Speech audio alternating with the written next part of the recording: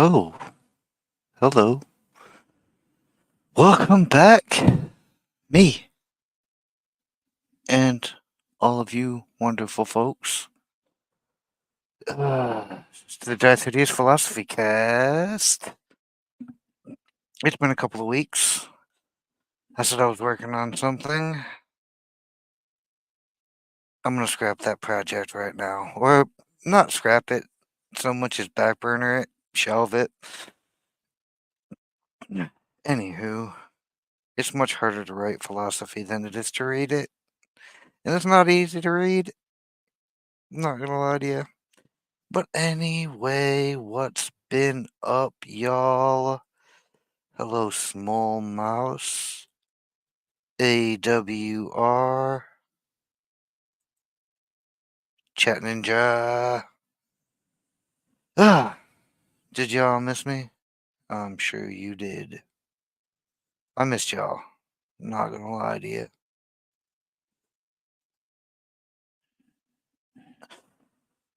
So, rather than try to finish a entire writing project between streams, I figured we'd jump right back in and keep working on that on the side.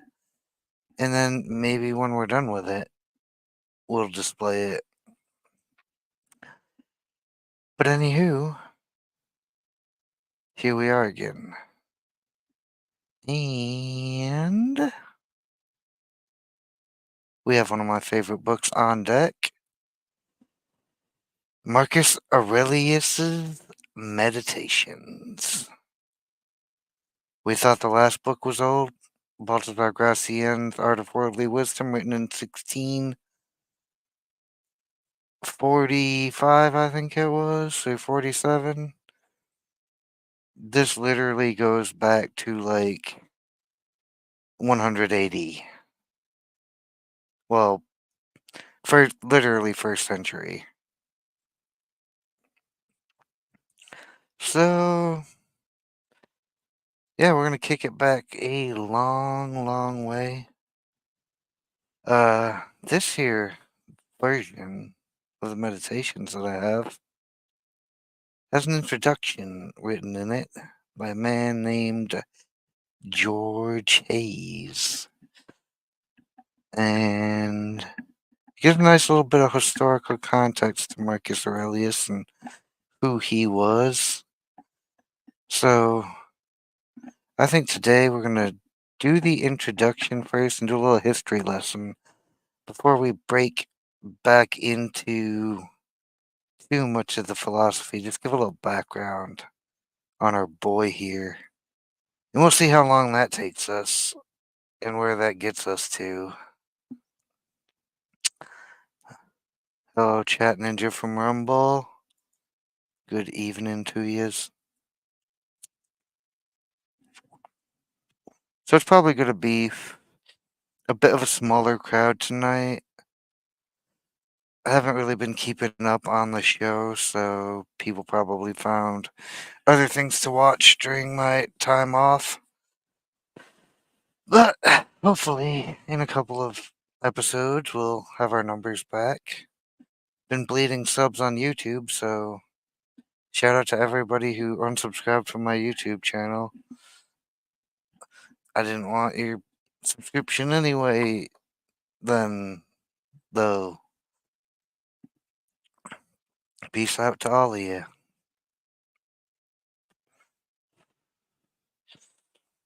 So, does anybody present know anything about who is Marcus Aurelius historically? Dang it, I didn't even do the. Hello, Small. On the YouTube. Shout out to the moderator team. Outsiders is best mod team. That's a fact.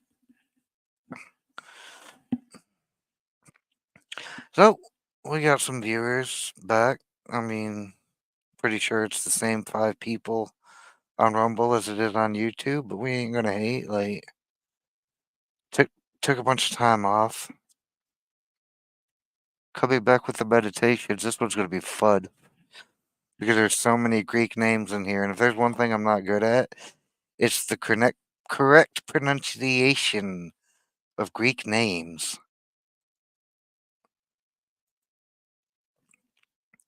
Let's see if I can get this to do the screen share without crashing.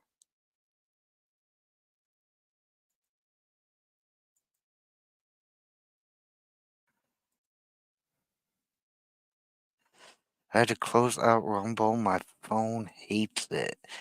Well, you have a very nice PC, so I don't know why you'd be using Rumble on your phone when you have a very nice PC. And I know you have a very nice PC because a little bird told me. But anyway, I'm DarthHideous on YouTube and Rumble. If you're new to the channel, follow me on Rumble. Also DarthHideous. Welcome, everybody, to the introduction to the meditations. Hello, Val. Good to see you.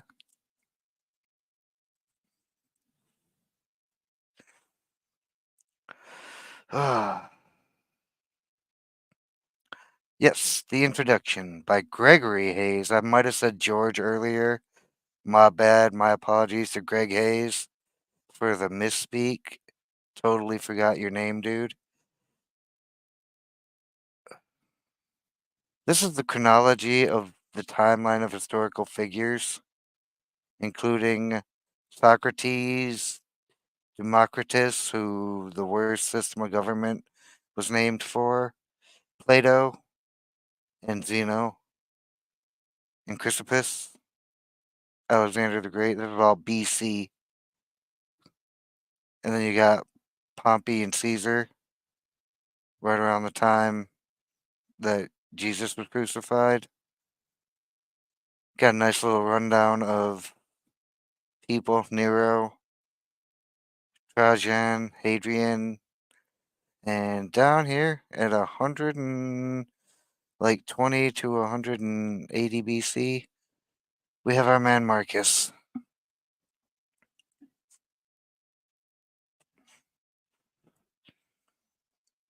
Yeah, I wouldn't recommend getting sauce on anything, but just eat your food and listen to this nice little history lesson about our good friend Marcus Aurelius. Meditation's introduction. All credit goes to Gregory Hayes for this. This is just a commentary on that. This is a finely put together piece of work, so I figured I'd give my 2 cents and ruin it. Marcus Aurelius Antoninus states will never be happy until rulers become philosophers or philosophers become rulers. Plato's The Republic, and I'm going to call bullshit. Our state is perfectly happy being psychotic tyrants with the intellectual capacity of children, much less philosophers. The system is completely broken. But, oh, the state, like, the people might be happier if this were the case. But if they're talking about the state itself, it's perfectly happy being absolutely tyrannical and corrupt.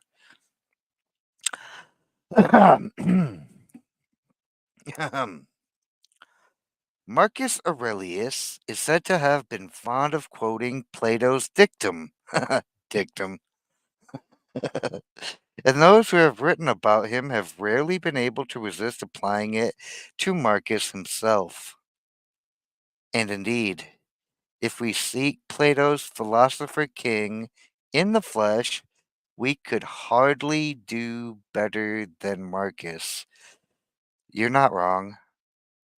The ruler of the Roman Empire for almost 2 decades, and author of the immortal Meditations, and we attest to its immortality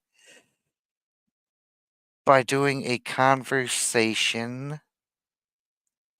about that immortal title here in 2024, thousands of years later.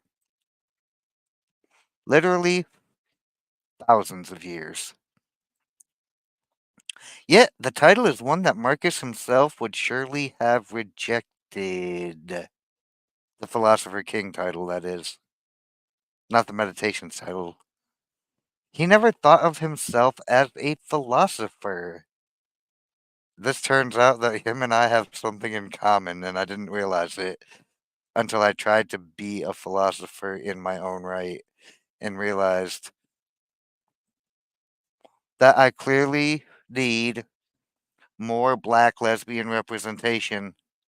We don't have enough diversity in here. Sup, Miles? My guy. 100% correct about the needing of more black lesbian. However, fun fact that you might not know because I'm not one of these progressivists that really needs to speak my truth to everybody who doesn't give a fuck. I'm actually a masculine presenting transgendered lesbian of color on my paperwork and in my heart.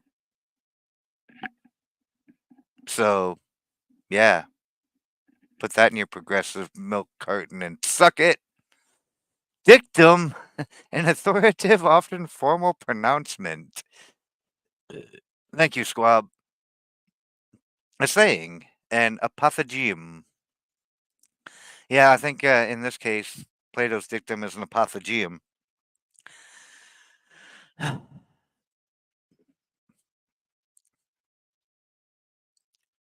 He would have claimed to be, at best, a diligent student and a very imperfect practitioner of a philosophy developed by others. Nailed it.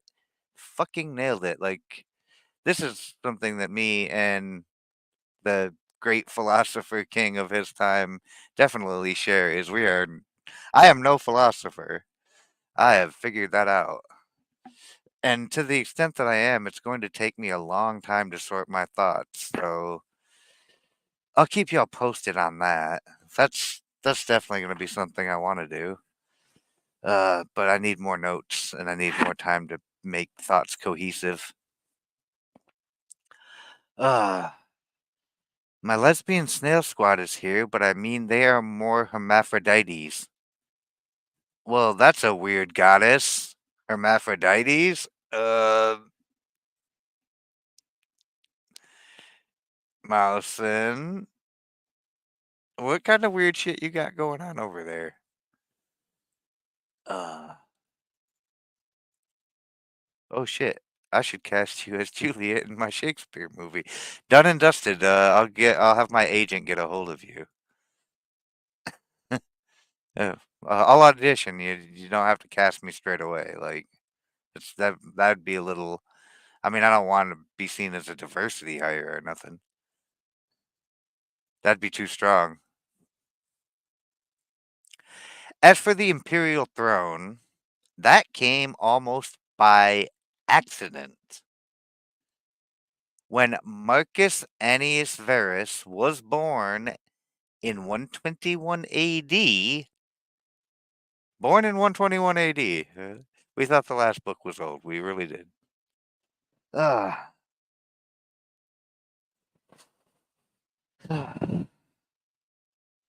Bystanders might have predicted a distinguished career in the Senate or the imperial administration. They could hardly have guessed that he was destined for the imperial purple, or seen in their mind's eye the lonely bronze horseman whose upraised hand greets us from the Capitoline Hill in Rome across 2,000 years. That's a long ass time.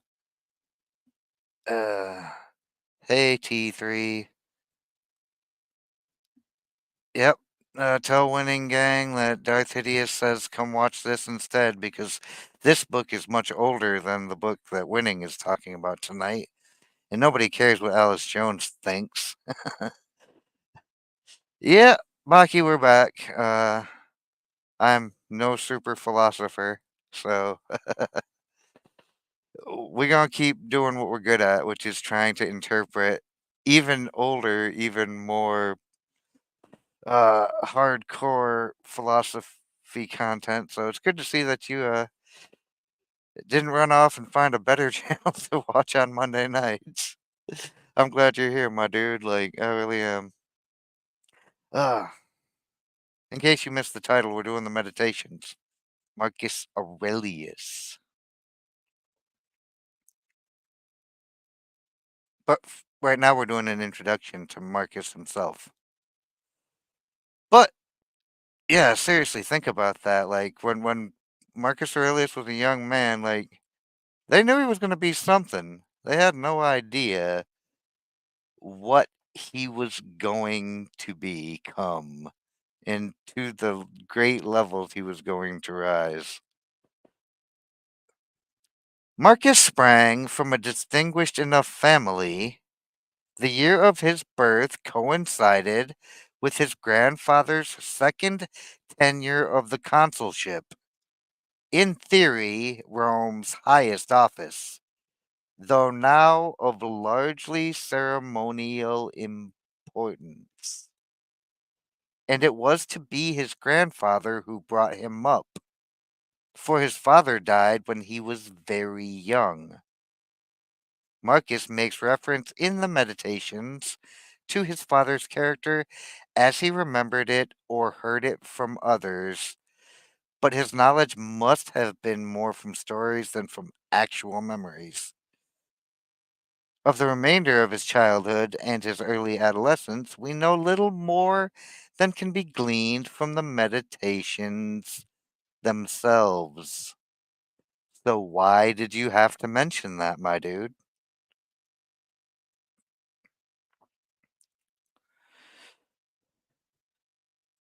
Oh no, did you eat brains, Squab? I told you not to eat brains. I told you that was the path to all types of degeneracy.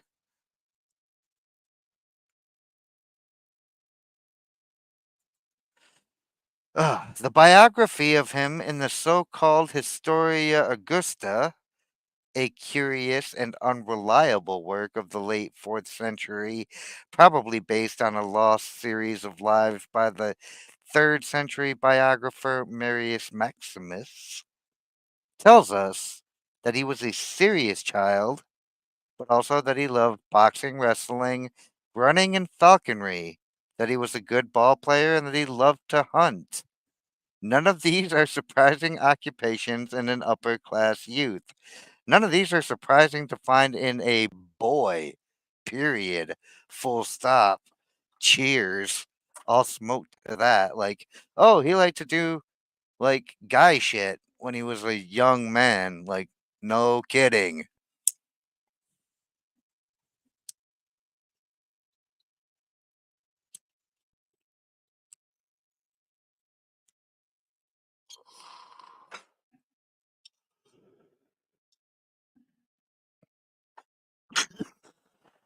Oh, that was a heavy weight.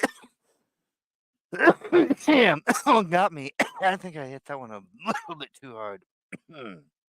Cheers, y'all. Hey, Digger, you're just in time.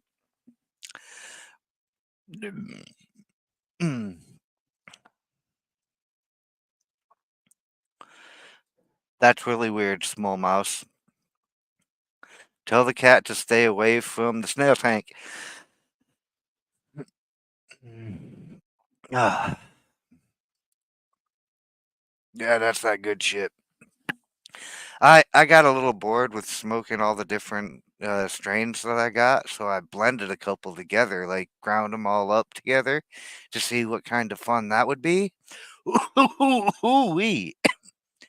Uh, the combined whole is greater than the sum of its parts. I have done alchemy with my heifer. Like,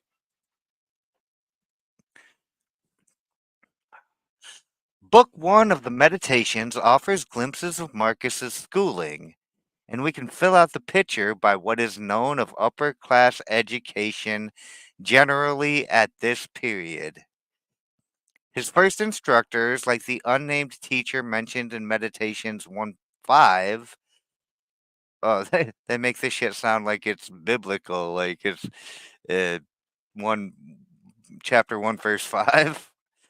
We're probably I can't say this word on YouTube. Uh indentured servitudes for life. Indentured servants for life. That.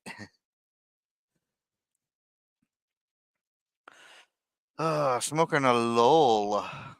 That's what's up. Yeah, Cat Ninja fireworks indeed. Ah. From whom he would have mastered the rudiments of reading and writing. At a later stage, he would have been handed over to private tutors to be introduced to literature, especially, no doubt, Virgil's great epic, the Aeneid. And I had to look up how to say that because if you read this, Aeneid is not the word you would come up with in your head. Trust me. Oh, you're smoking a lot. Yeah, that's me too. But literature served only as a preparation for the real goal. This was rhetoric, the key to an active political career under the empire. Literally, this book, thousands of years old. Well, I mean, Marcus Aurelius lived thousands of years ago. No bullshit. And what was key to a political career then? Rhetoric. What's changed? I'll wait. Ah. The key to an active political career under the empire as it had been under the Republic. Huh. The Republic and the Empire? Hmm. We are reading the ancient Sith texts.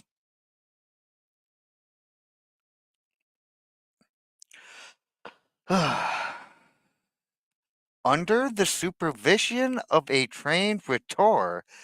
So back in the day, oh wait, we still have people that train people in rhetoric. Marcus would have begun with short exercises before progressing to full scale practice declamations in which he would have been asked to defend one side or another in imaginary law cases. This sounds way more useful than any type of. There you go, Digger. The flavor of the rhetoric is the only thing that's changed. Spot fucking on. Though the Romans died out because of their debauchery, so maybe not. I mean, it was decadence. It was pure decadence and hedonism that did them under. They got weak and complacent, debaucherous and lewd, and collapsed themselves as a society. Hmm, doesn't sound at all familiar. Lucky for the Romans, though, at this time in their history, they were doing better.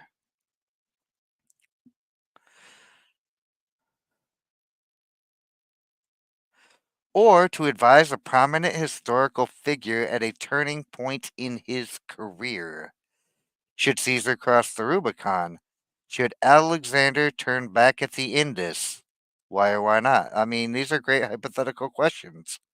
Does anybody here engage in thought experiments?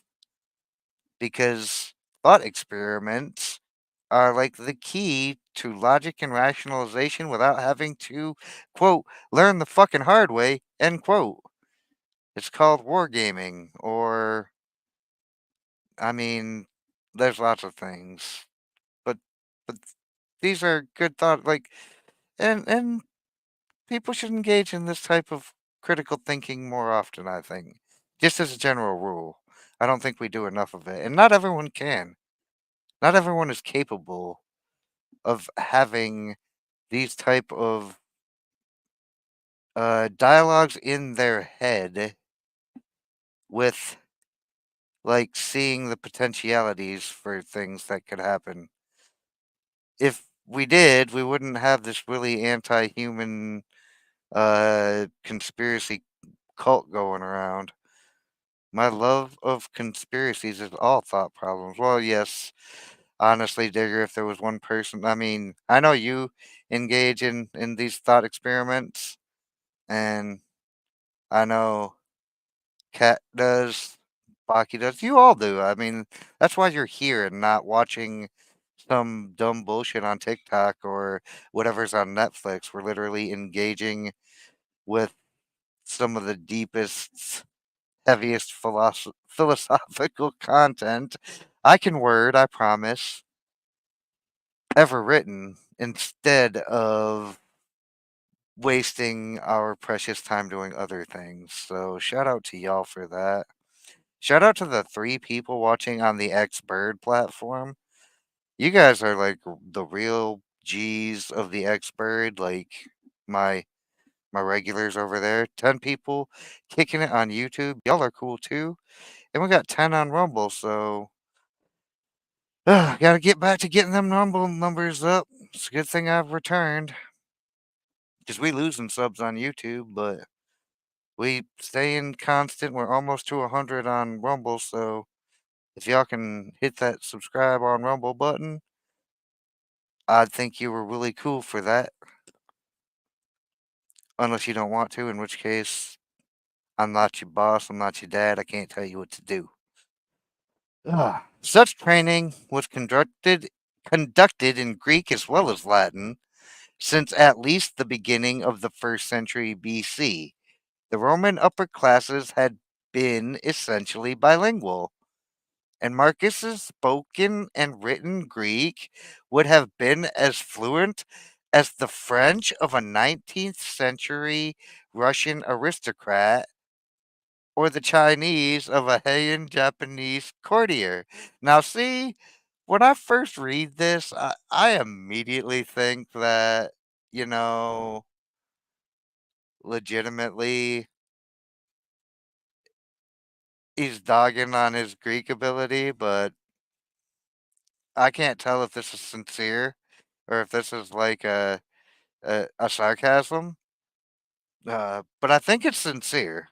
I don't know how good the French of a 19th century Russian aristocrat would be because I don't know much about 19th century Russia, which is really, really not helpful to the cause. Anywho, Marcus would have read Homer's Iliad and Odyssey and the tragedies of Euripides side by side with the, what was it, the Aeneid? Yeah, the Aeneid, because that's not how you would expect to say that. And studied the great speeches of the great Athenian orator Demosthenes as intensively as those of the Roman statesman Cicero. Now, see, I know more about Roman history and these Roman names than I do for the Greek ones, so I'm going to butcher a lot of these Greek names. Y'all will have to forgive me. It was Greek writers and artists who constituted the intellectual elite at the capital. Well, this was common in that time. When in later life the emperor conversed with his court physician Galen, he would have done so in the latter's native tongue, which I assume is Greek. Above all, Greek remained overwhelmingly the language of philosophy. And at the time, I mean, the greatest thinking minds and philosophers were Greeks, the fathers of enlightenment. I mean, Plato, Aristotle, Socrates, those guys. Kind of important to the concepts of all baseline philosophy in Western culture. Ugh. In the late Republic and early Empire, writers like Lucretius, Cicero, and Seneca had worked to create a philosophical literature in Latin with notable success. But the great thinkers, Plato, Aristotle, Theophrastus, Zeno, Chrysippus, Epicurus, etc., had all been Greeks. See, I mean, there's a solid point to be made there. Serious philosophical investigation required a familiarity with the language they wrote in and the terminology they developed. No shit.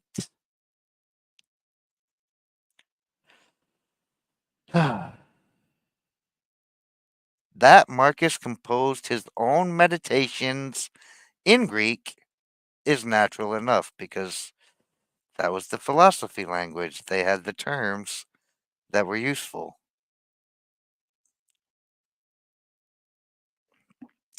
In 137, Marcus was 16. A crucial event took place.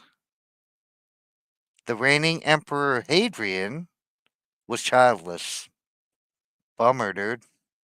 An illness had brought him near to death a year previously, and it was clear that he would not live forever. No shit! Have you ever seen anyone pull that off? Oh, Hadrian, with your silly wall. Ugh. Hadrian owed his throne to his adoption by his predecessor and distant relative Trajan. Trajan. I think it's Trajan, actually. Pretty sure. Like this one is one that I don't say a lot. It's Trajan, though. I'm almost sure. Ugh. Following Trajan's example, Hadrian had designated the distinguished aristocrat Lucius Sionius Commodus to succeed him. In 137, however, Sionius died unexpectedly, and Hadrian was forced to cast about for a new successor. See, this is where that almost by accident comes in, because the guy who was picked to be the next emperor,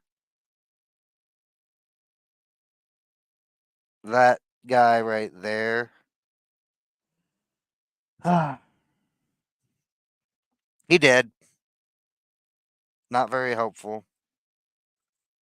His choice fell on the childless senator Antoninus, whom he selected with the proviso that Antoninus should in turn adopt Marcus, his nephew by marriage, along with Sionius's son Lucius Verus, then aged 7. Marcus took on the family name of his adopted father, becoming officially Marcus Aurelius Antoninus. Hadrian's death the following year. Oh shit. No, like, talk about, like, not gonna live forever. This motherfucker, like, up and died the very next year. Hey! Howdy, Beck. Good to see you in the mix.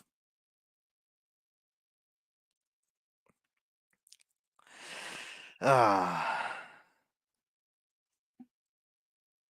Anywho, Hadrian's death the following year, talk about not living forever, left Marcus first in line for the throne. His education and that of the younger Verus were now matters of still greater concern.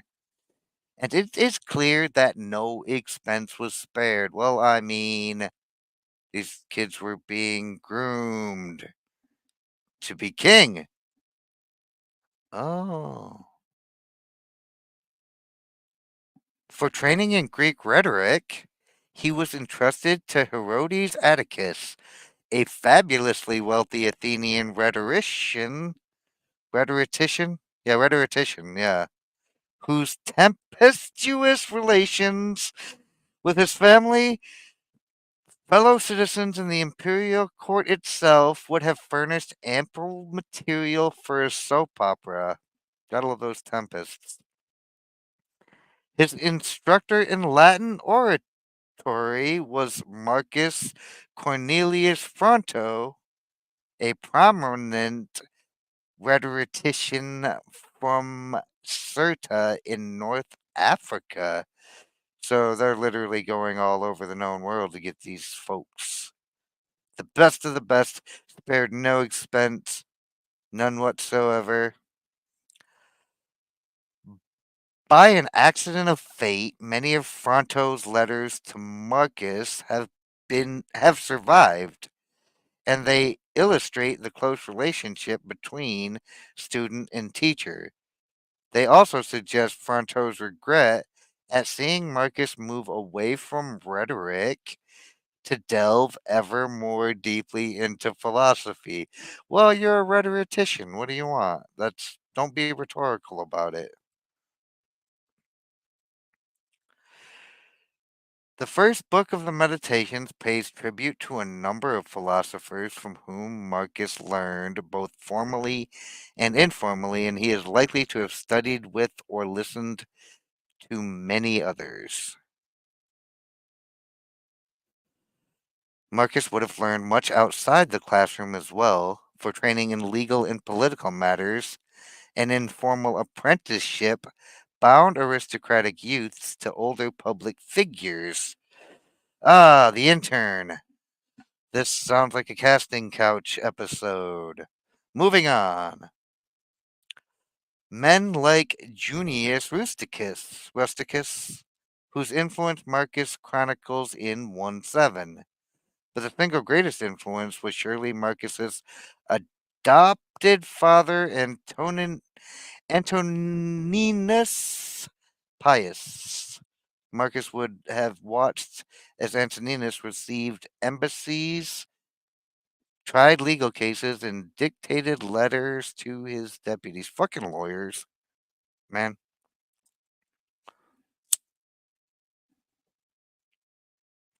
Fucking lawyers indeed.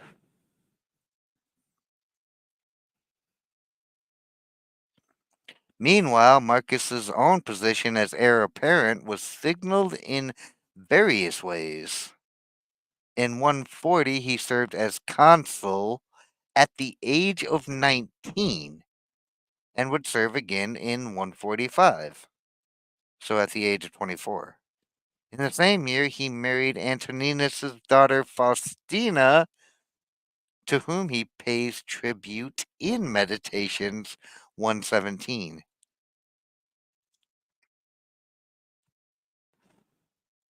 A little bit of inbreeding going on here. Let's not pay it too much mind. Edward Gibbon's History of the Decline and Fall of the Roman Empire describes the reign of Antoninus as furnishing very few materials for history, which is indeed little more than the register of the crimes, follies, and misfortunes of mankind. Amen, brother Gibbons. Preach, sucker. It furnishes equally little material for Marcus's biography. In the decade and a half between 145 and 161, we learned little of Marcus's occupations, and our only glimpses of his inner development come from his correspondence with Fronto. But the two poles that would govern the remainder of his life, the court and philosophy, seem by this point to be fully established. There is no evidence that Marcus experienced anything like the conversion to philosophy that some ancient figures experienced or affected, but it is clear by the middle to late 140s that philosophy was becoming increasingly central to his life. It's funny how that happens when you get older and you start acting less with your instincts and do more work with your thinking meat. Mostly because your body is old, but your brain is still sharp. Or hopefully. I got a bunch of pretty sharp people around me. They hang out in my chat and whatnot.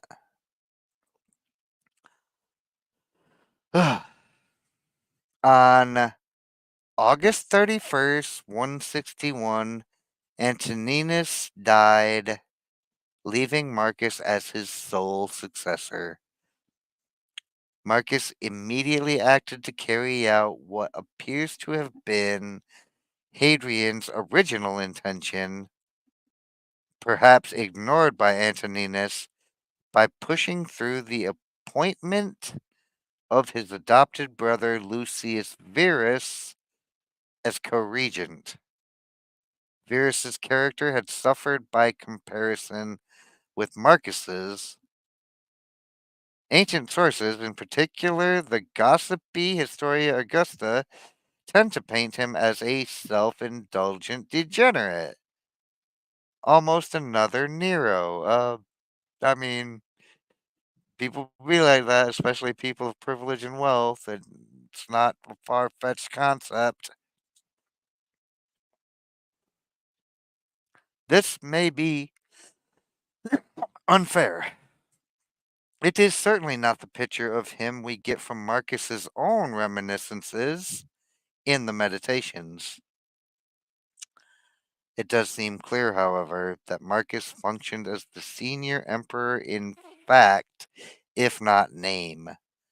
It would be surprising if he had not. He was almost a decade older and had been trained for the position by Antoninus himself. Hmm. See, this is interesting historical context in this introduction here because he's very rarely mentioned, Lucius Verus. But Marcus Aurelius is renowned for thousands of years, so kind of interesting, huh? What kind of ruler did this philosopher king prove to be? Not perhaps as different from his predecessors as one might have expected.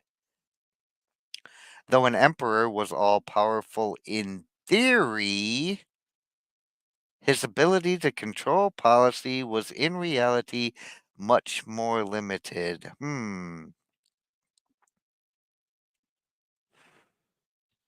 I wonder what could be limiting it. Much of his time was spent fielding problems that had moved up the administrative ladder. Good old bureaucracy. Receiving embassies from the large cities of the empire. Ah, bureaucracy. Trying appeals of criminal cases. So you're the emperor and like the Supreme Court justice. I need a visual flow chart too. I don't have one. I should have drawn one up before the show, but sadly, I was mistaken.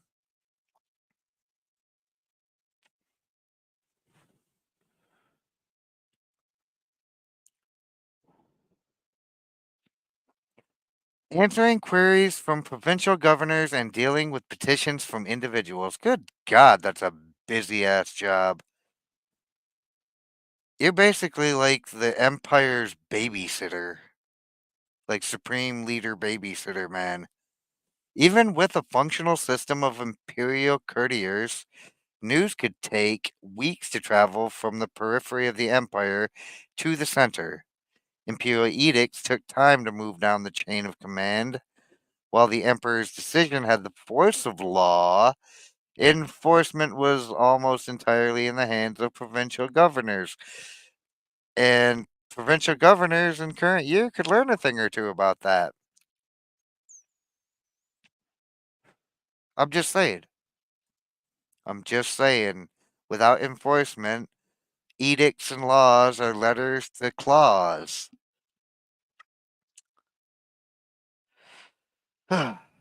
Whose diligence might be affected by incompetence, corruption, or an understandable desire not to antagonize local elites. Geez, doesn't sound too damn different from what we have right now. And this is ancient Rome, the ancient Holy Roman Empire, in fact. We get occasional glimpses of Marcus's day-to-day duties from the evidence of imperial decisions preserved in letters, inscriptions, and the legal codes. Surviving legislation shows a certain interest in the freeing of slaves and in regulations relating to the guardianship of orphans. Statism at finest.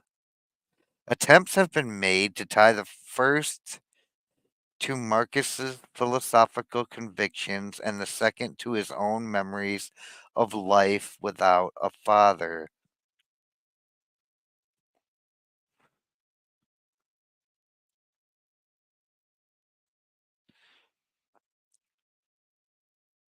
But it remains unclear how much of the policy is due to Marcus himself, how far it differs from that of Marcus's predecessor, Antoninus. Perhaps more interesting are the traces of Marcus's personality to be discerned in the phrasing of imperial documents, where we find a scrupulous attention to detail and a self consciousness about linguistic usage that seems to differentiate Marcus from his predecessors. And there is something to be said about selecting the right words when you're addressing people to make a maximized point.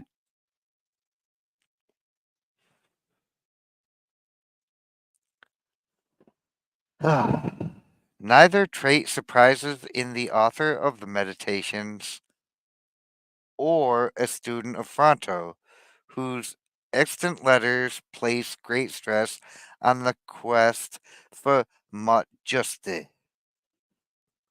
I don't speak Latin.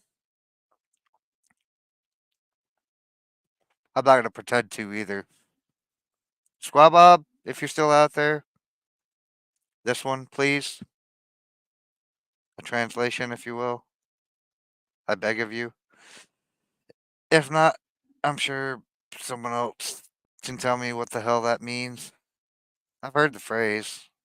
It escapes me right now, and I don't speak Latin, so.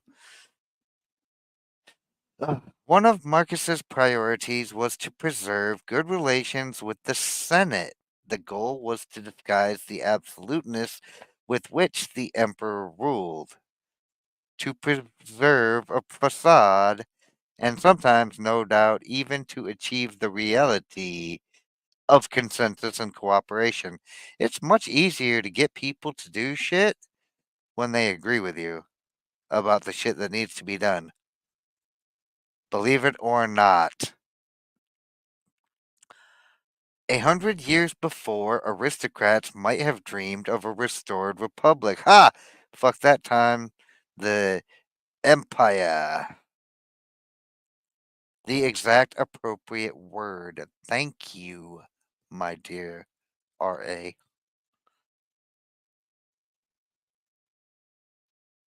Mutt just is a French term that means it's the exactly right word or phrasing. It is borrowed by English speakers in 1896 and became the instead of the French lay. Huh. Learn something new every day. Thanks, guys. You guys are the best audience I do ever have.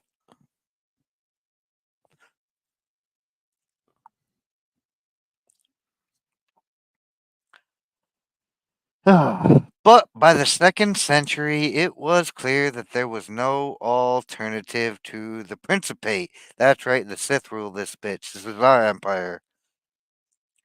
The Senate expected deference in public and hoped for influence behind the scenes. Fat chance.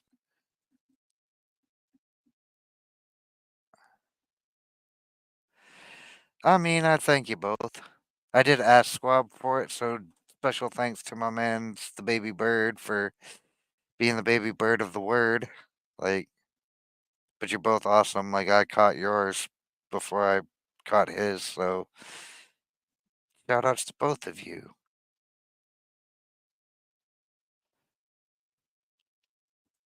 But yes, I will cede to your uh, notation of his meritorious response.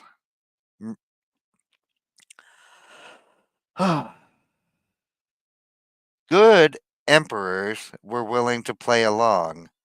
In cultivating the upper classes, Marcus was following in the footsteps of Antoninus and Trajan rather than of Hadrian, whose relations with the Senate had been prickly.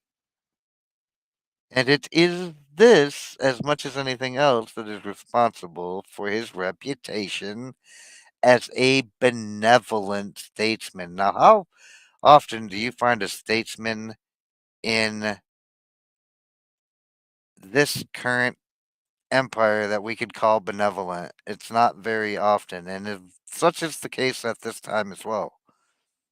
An emperor might do as he liked while he lived, but it was the senatorial historians, men like Cornelius Tacticus in the 120s or Cassius Dio in the generation after Marcus's death, who had the last word. It's always the fucking nerds who get to decide what we know about history. The nerds write shit down. So if you want history to be correct, make sure you make good notes. Another area where Marcus's policy continued that of his predecessors related to a small and eccentric sect known as the Christians. A small and eccentric sect known as the Christians. Mind you, Christ had only been dead for less than 200 years and risen again. Christianity hadn't made it all the way across the globe at this point in time. They were a small and eccentric sect within the Roman Empire. In the course of the next century, they would become an increasing problem for the imperial administration, and they were prominent enough in Marcus's day to attract an extended denunciation from a certain Celsus, whose part of whose work against the Christians still survives. The sect met with contempt from those intellectuals who had deigned to notice, deigned to take notice of it. Yeah. Marcus's tutor Fronto was evidently one. And with suspicion and hostility from ordinary citizens and administrators. Ah, tough life. The life of a follower of Jesus. Christians' disfavor stemmed from their failure to acknowledge the gods worshipped by the community around them. Huh, go figure. Their atheism, their refusal to accept any god but their own, endangered their neighbors as well as themselves. And their reluctance to acknowledge the divine status of the emperor threatened the social order and the well being of the state. You hear that, Christians? This is why they don't like you. Because you refuse to acknowledge the state's divine nature. Because it doesn't have any. Take care, RA. It was good to see you. Sorry you gotta leaving so soon, but duty duty calls. See you tomorrow. Maybe. Who knows? I might not. You just never know what could happen tomorrow. Ah. Christianity had been illegal since the early 2nd century when a query from Pliny the Younger, then governor of Bithynia in Asia Minor, prompted the Emperor Trajan to establish a formal policy. While Christians were not to be sought out, those who confessed to the faith were to be executed. Well, that's a really good way to stifle the good news. But empire wide persecution did not become a reality until a much later date. The main threat to Christians in the second century came from individual provincial governors. These fuckers again. The damn individual provincial governors have way too much power, and in current year, not enough. Acting either on their own initiative or under pressure from local communities. If any of you are familiar with the crucifixion of Christ, it was the Romans that executed it, but it was the pressure of the local Jewish community that made it so. Because it wasn't the Romans, it wasn't Pilate who wanted to put uh man Jesus to death. It was the Jews. It's in your Bible. In the late 170s, for example, civic unrest at Lyons resulted in a virtual pogrom of Greek speaking Christians resident there. I don't know what a pogrom is. It doesn't sound nice. At least it was only a virtual pogrom and not like a literal pogrom. Marcus's mentor, Junius Rusticus, had tried and executed Christians. The apologist Justin Martyr among them. Wonder where that term came from.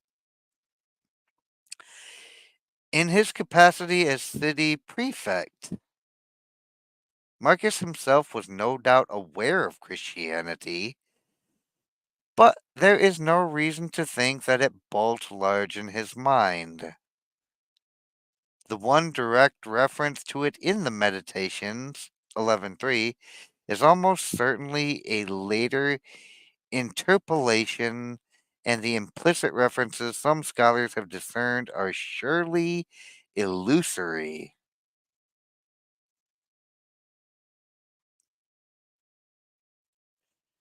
Yeah, I didn't know what a pogrom was. It didn't sound good. A program? Oh, that's unpleasant. It sounded unpleasant. It turns out it really is very unpleasant. It's like a genocide. Uh, to wreak havoc, to demolish violently. So to go DarthHideous. Gotcha. Like I do on these words. Marcus, in any case, had more serious concerns than this troublesome cult. How dare you! How dare you, Marcus Aurelius?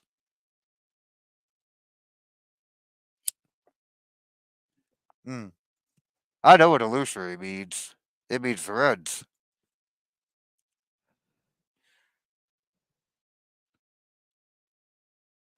An organized, often officially encouraged massacre, persecution of a minority group, especially one conducted against. It's always the fucking Jews. This is legitimately the Christian. I think it's pogrom. Like I like pogrom better. Like it's like a program, only not quite. But I like pogrom. That's probably the way I would say it. Marcus, in any case, had more serious concerns than this troublesome cult. Dear goodness. Soon after his ascension, relations between Rome and its only rival, the Parthian Empire in the east, took a dramatic turn for the worse. Since at least the time of Trajan, the two states had been locked in a Cold War that would continue for the next 2 centuries, and that once a generation or so flared up into a military conflict. You know, just random bouts of war. It kept the population numbers thin, kept the weak and useless, out of the picture to corrupt society. Like, there is a case to be made, pragmatically speaking, for regularly scheduled war and extreme violence. It helps promote uh, a very healthy balance, like a proper weeding and culling in the herd to keep the herd strong. And it's meritocratic because, like, I'm not saying you have to die. I'm saying you have to go fight. Don't die. The death of Antoninus and the ascension of the two new and untried rulers may have tempted the Parthian ruler. Oh, what a fucking name! Vologases the third to test the waters. Oh man, Vologases. Gaiases. It's Vologases. I'm about to bust into hysterics. Damn it. You're damn right. And once upon a time, we used to keep the weakness out of our society by doing regularly, like,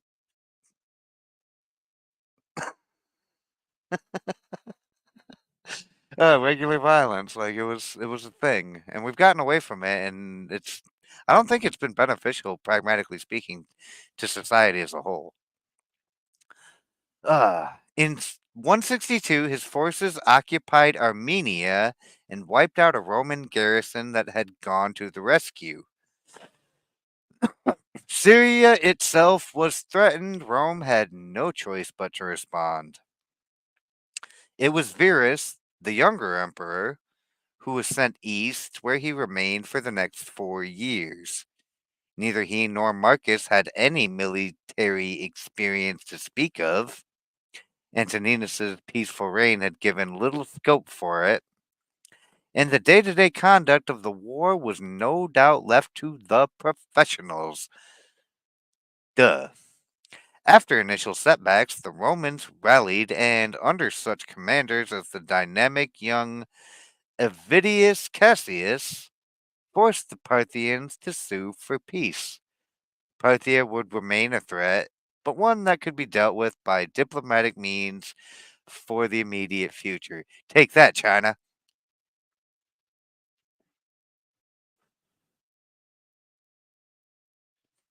Vologases, bubbles rising up through waters.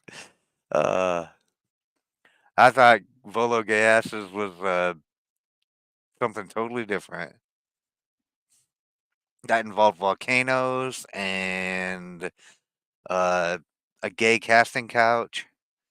Verus and his senior colleague had no time to bask in their triumph, however. Within a year, the empire was in the grip of a devastating plague. COVID, cough, coof, apparently brought back from the east by Lucius's troops. Its effects may not have been quite as apocalyptic as later writers suggest, but the death toll was certainly high. Damn plagues. And it also delayed the emperor's response to a second threat. This was the increasing instability on the empire's other border, the northern frontier that separated Rome from the barbarian peoples of Germany, the Gauls, Eastern Europe, and Scandinavia. Ah, about that, guys.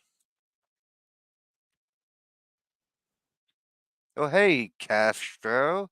Hey, Mimsy. Sup, Sig?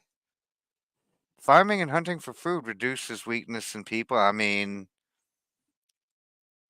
it, you're not wrong. You're absolutely freaking not wrong. I know what a colleague is, Squab. You're a colleague of mine on Sunday nights. On this channel, Well, this my Rumble channel anyway, not to be confused with my YouTube channel. Taking time to smell the bubbles. uh, it's good to see that everybody found their way back, even though I took 2 weeks off. Nobody just ran off and joined the circus or anything. Shout out to y'all. Y'all the real ones. During this period, a number of these tribes were under pressure from peoples farther north and reacted by moving across the empire's borders, not for conquest, but in search of land to settle. Rome's reaction alternated between aggressive resistance and attempts at accommodation. Sound familiar, anybody? Its failure to develop a workable policy would eventually result in the collapse of the Western Empire some 3 centuries later. Only on our timeline, we ain't got 3 fucking centuries to figure this shit out.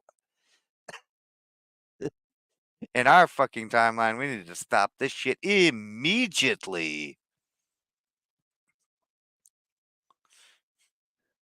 Ayo, Inya. I mean, you're only as late as you want to be. At least you made it.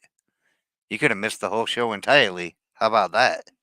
Then you wouldn't have even been able to say hi to chat and shit.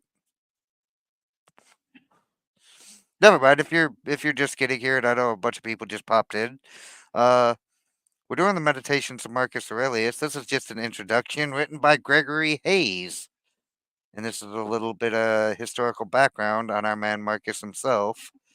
So you technically haven't missed any of the great philosophical content. We're literally just doing a small history lesson here.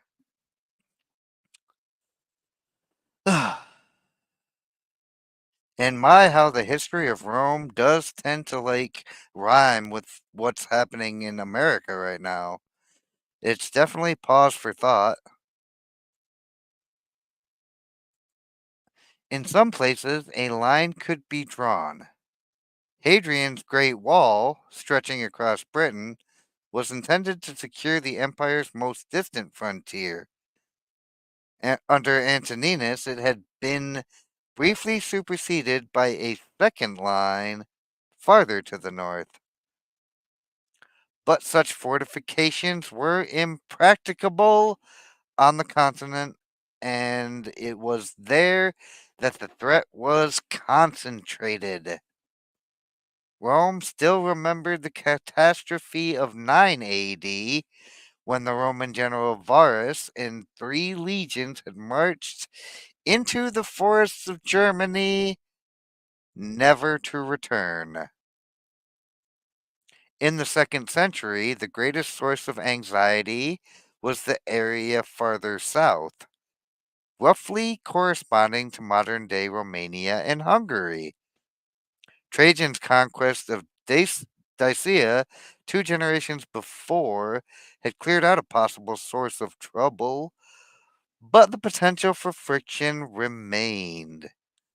In Marcus's day, 3 peoples presented a special problem: the Quadi, the Macromani, and the Jazyges, also called Sarmatians.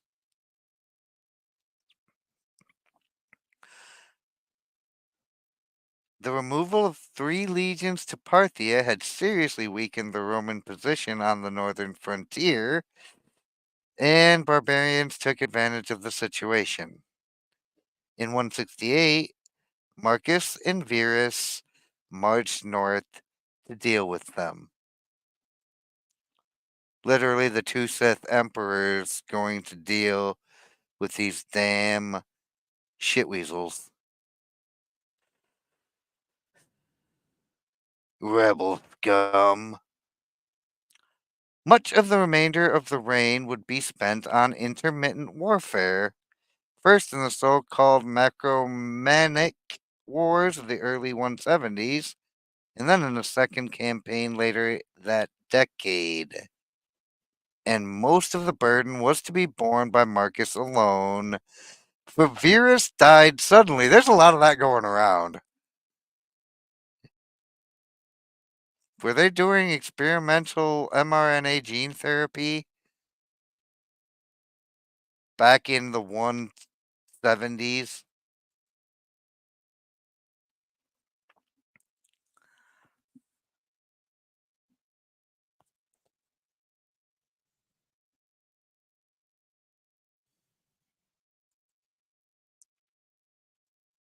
I'm not going to read that. Example, 1963, the CIA assassinated the President of the United States in a successful soft stealth coup. Uh, because it's YouTube and they just can't help it. It's the shit winds, Randy. They're talking to me. uh, that's Trailer Park Boys quote, isn't it? That's a Leahy quote specifically, I think.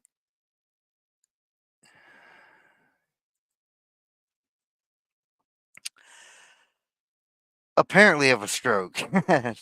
Died suddenly in early 169. It was a very different kind of war than the traditional campaign Verus's armies had waged. The conventional military and diplomatic tactics that worked against the Parthians were of limited use with guerrilla fighting barbarian hordes. Tis Leahy quote. I know Jim Leahy. Like, I am the liquor.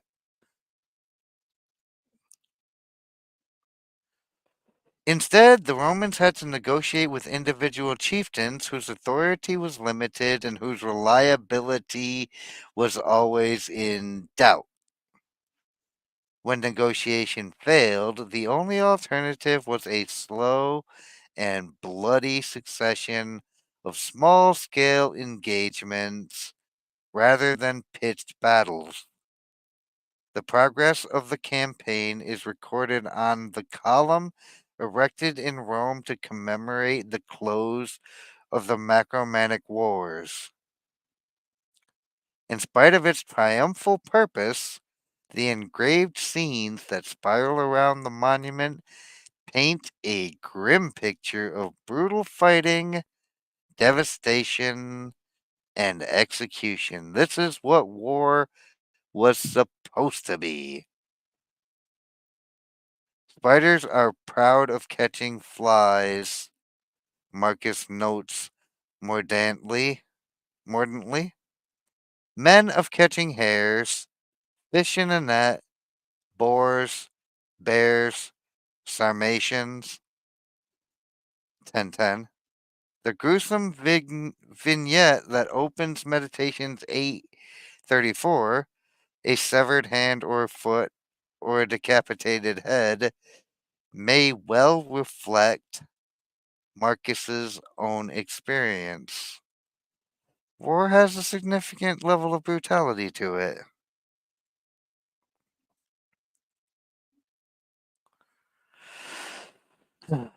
Chieftain, Japanese sumo wrestler. What's up, Great Liquor? Welcome to the mix, and welcome to the Marcus Aurelius background history lesson before we get into the actual meditations. By 175, the Romans seem to have gained the upper hand. But at this point, disturbing news arrived. Avidius Cassius, who had distinguished himself as a general during the Parthian War, and who, as governor of Syria, now served as virtual regent of the Eastern Empire, had revolted and declared himself emperor. Son of a bitch. Some of the eastern provinces, notably Cappadocia, remained loyal to Marcus, but Cassius was recognized as emperor throughout much of the east, and in particular Egypt, whose grain supply was crucial to the capital. Civil War seemed inevitable. Stop me, y'all, if this sounds anything like familiar. Man, did I pick a great time to bust this book out or what?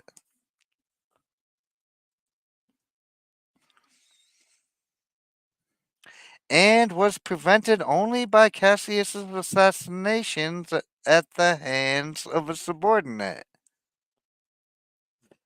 Marcus was nevertheless obliged to travel east to reassert his authority, taking with him Faustina, who died in the course of the journey. Damn it. He visited the major cities of the east, Antioch and Alexandria, arriving finally at Athens, where he was initiated into the Eleusinian mysteries, a set of mystic rites connected with the worship of Demeter, the goddess of agriculture. Now in his 50s, Marcus was in declining health, and the revolt of Cassius had only underlined the need to make arrangements for the succession. Faustina had borne at least 13 children, many of whom had died young. See, now this is what raising a family was about back in the day.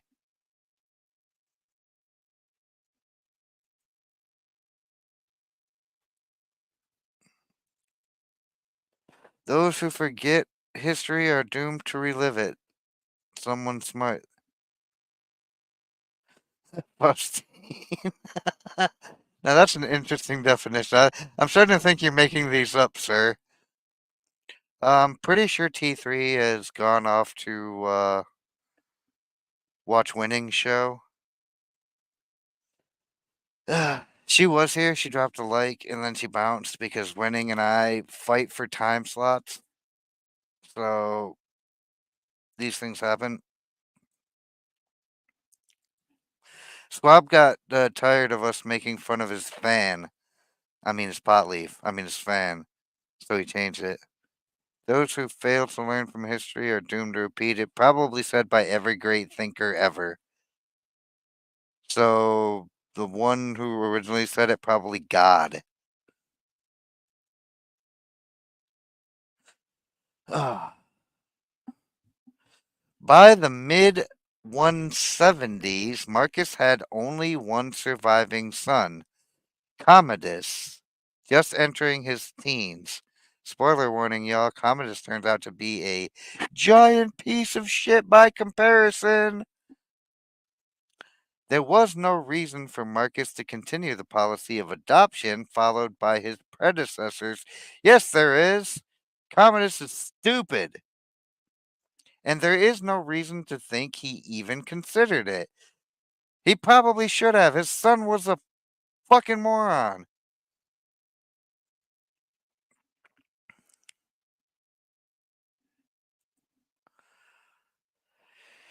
The years that follow see Commodus's rapid promotion to a position not far short of co-emperor. He was consul in 177 at the age of 15. In the same year, he was accorded all the major imperial privileges except for the post of Pontifex Maximus, the head of the Roman state religion, held by the reigning emperor alone and for life. The gains of the Marcomannic Wars, I think it was Macromannic this whole time, had not proved permanent. Marcus and Commodus marched north. Again, these fucking barbarians trying to break down my shitty wall. No way, someone named after. No, the toilet was named after the bad politician. That's how bad of a politician Commodus was that they literally named the commode after him because he was that big of a piece of shit. No joke. No lie detected. Commodus, everybody. 2 years later, Marcus died at age 58. The first emperor to pass on the throne to his son since Vespasian a century before. Sadly, Commodus's performance did not bear out whatever promise Marcus had discerned in him. Giant piece of shit. Like, literally a giant piece of shit. He was to be remembered as a dissolute tyrant, a second Caligula or Nero, whose many defects were only emphasized by the contrast with his father. His assassination after a 12-year reign would usher in the first in a series of power struggles that would burden the empire for the next century. So that was a little bit of history background about our man. We call toilets that smell like shit after French perfumes perfumes de toilet. Seriously. Oh, de toilet.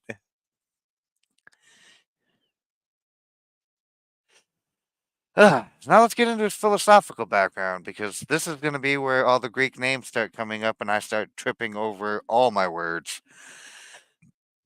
Mm. The composition of the meditations is normally dated to the 170s, Marcus's last decade. That this was a dark and stressful period for him can hardly be doubted. In the 10 years between 169 and 179, he had to cope with constant fighting on the frontier, the abortive revolt of Cassius, and the deaths of his colleague Verus, his wife Faustina, and others. Though he could hardly have anticipated the century of turmoil that would follow his death, he may have suspected that his son and successor, Commode, was not the man he hoped. That in these circumstances Marcus should have sought consolation in philosophy is only natural. You fucked this one up, buddy, and now you gotta live with your failure, so you're just gonna retreat into your books like an asshole.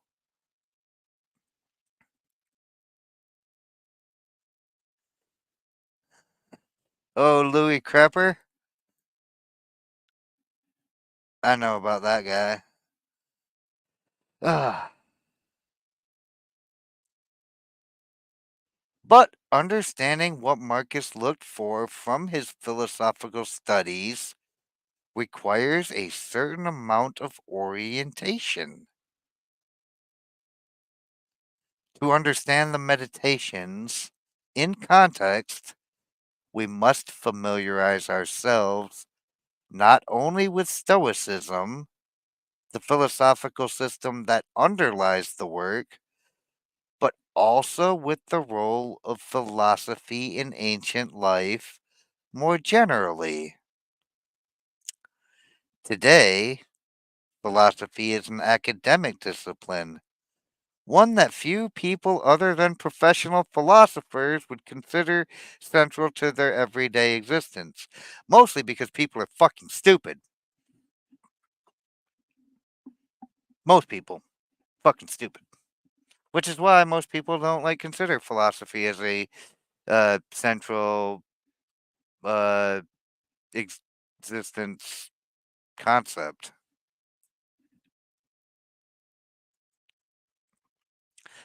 While we may think of ourselves as having a philosophy of life, it bears little relation to what goes on in the philosophy departments of our universities. So does fucking reality, apparently.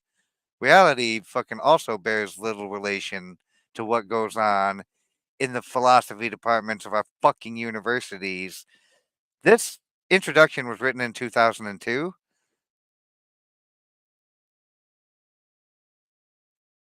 Imagine what Gregory Hayes would say about it now.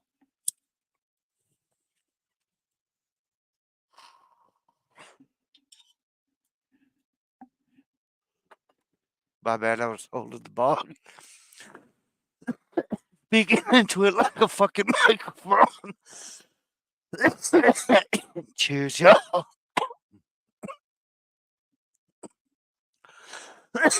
The careers of 20th century analytic philosophy often seem remote from what the American philosopher Thomas Nagel terms mortal questions. The problems involved in making ethical choices, constructing a just society, responding to suffering and loss, and coming to terms with the prospect of death.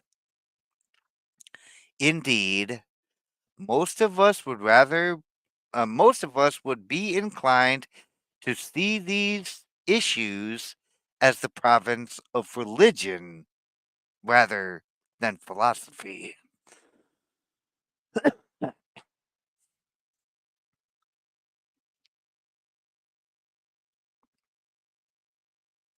Yes, it's a bongophone. Patent pending, don't steal my idea. But this is an interesting concept here, to me, personally. Because, yes, most people are inclined to see things like at least responding to suffering and loss and coming to terms with the prospect of death, definitely more as the province of religion than philosophy. I don't know if creating a just society falls as closely into that as it would be more so philosophy, I would think. I would want to think, although a lot of our justice system is based on Judeo Christian law, so I really think music these days would be improved with more bong rips. I mean, Cypress Hill did one thing right, and so did Sublime. Like, they did bong rips in their music. And we'll never forget Cypress Hill or Sublime. But I couldn't tell you who's big and famous today, other than that girl from the social media that everyone's always posting. The one that looks like 12-year-old boy in makeup. For Marcus and his contemporaries, the situation was very different. Ancient philosophy certainly had its academic side. Athens and other large cities had publicly financed chairs of philosophy, and professional philosophers taught, argued, and wrote as they do today. I am an amateur philosopher, y'all. I am not a professional philosopher. So I'm just going to say I like to talk philosophy. I like to argue philosophy. I don't make enough money off of philosophy. It's not a shekels uh, issue for me. It's a matter of the heart.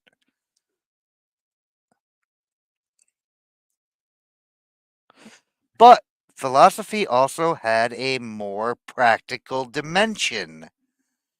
It was not merely a subject to write or argue about, but one that was expected to provide a design for living, a set of rules to live one's life by, a moral slash ethical code, if you will. These days, if you can think critically, I think you might even be beyond a philosopher. The fact that I even attempted to write a philosophical piece myself and was of the hubris enough to think I could finish something like that in 2 weeks, even a small commentary, I'm like, well, first of all, you have to not rip off every other bit of philosophy that you're aware of. And I was like, oh. That leaves a lot. That makes this a whole fucking hell of a lot harder. Then this was a need not met by ancient religion, which privileged ritual over doctrine and provided little in the way of moral and ethical guidelines. Nor did anyone expect it to. That was what philosophy was for.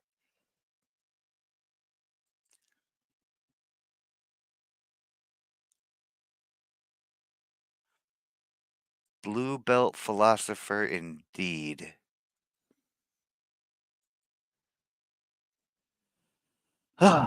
Philosophy in the modern sense is largely the creation of one man, the 5th century BC Athenian thinker Socrates.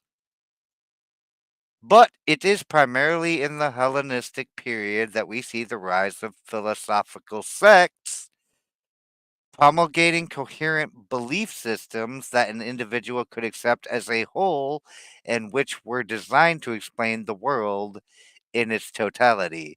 So, blowhards. That's what we got. We got blowhards. Just a question for the audience.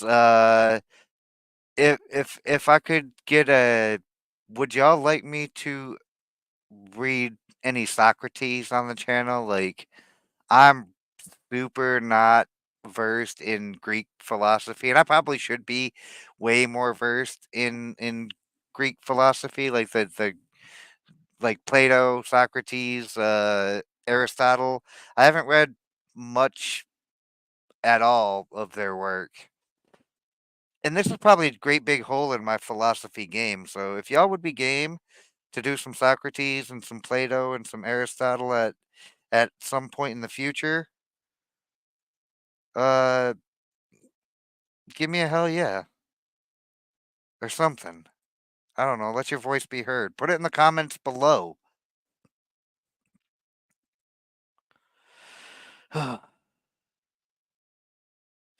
Of these Hellenistic systems, the most important, both for Romans in general and for Marcus in particular, was the Stoic school. The movement takes its name from the Stoa porch or portico in downtown Athens, where its founder Zeno, shout out to Zeno, taught and lectured. Zeno's doctrines were formulated and developed by his successors, Cleanthes and Chrysippus. Chrysippus, in particular, was a voluminous writer, and it was he who laid the foundations for systematic Stoicism. That sounds like systemic Stoicism. That's like two. Uh,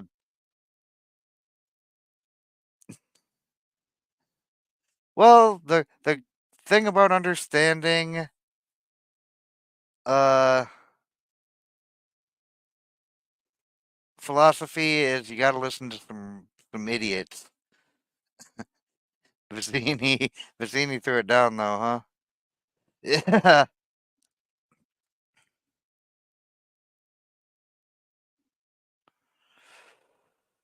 Yeah. Systematic stoicism sounds like it's two cousins removed from systemic racism. Just saying. This early academic stoicism is the source of certain key terms and concepts that reappear frequently in the meditations. And proper understanding of Marcus's approach requires some familiarity with the system as a whole. Stoicism. Of the doctrines central to the Stoic worldview, perhaps the most important is the unwavering conviction that the world is organized in a rational and coherent way. More specifically, it is controlled and directed by an all pervading force that the Stoics designated by the term logos. The term, from which English logic and the suffix logi derive, has a semantic range so fucking broad as to be almost untranslatable. And if you think about like logic, rationality, reason, thinking, like there's a there is a lot of things that like if you have a broad term like logos to apply to all of that, like makes it really hard to translate. At a basic level, it designates rational connected thought, coherence. Whether envisioned as a characteristic, rationality, the ability to reason, or as a product of that characteristic, an intelligible utterance or a connected discourse. So, yeah, it's the ability to have a conversation and think, speak, communicate.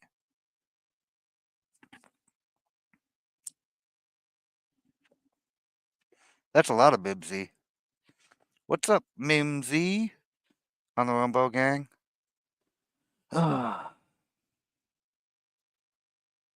Logos operates both in individuals and in the universe as a whole.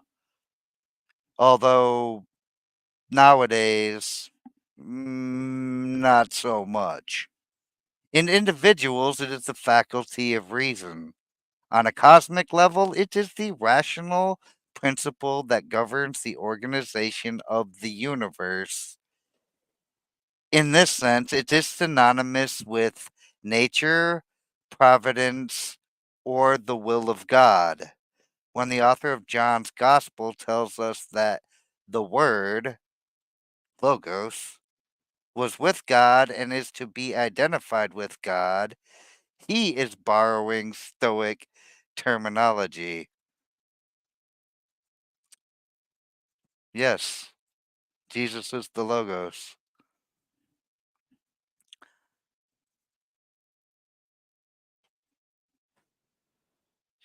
All events are determined by the Logos and followed in an unbreakable chain of cause and effect. Stoicism is thus, from the outset, a deterministic system that appears to leave no room for human free will or moral responsibility. In reality, the Stoics were reluctant to accept such an arrangement and attempted to get around the difficulty by defining free will as a voluntary accommodation to what is in any case inevitable. That's a ah. Speak of Zeno. Hi, Zini.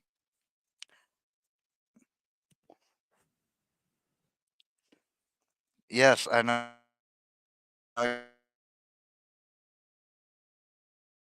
Strange as that is. It's funny. We were just talking about the not real Zeno from the foundational Stoic philosophy era of time and space. Not necessarily you. I'm just saying I've never seen you and Zeno, the philosopher, in the same room at the same time. And we all know that Zeno doesn't die, so never give up.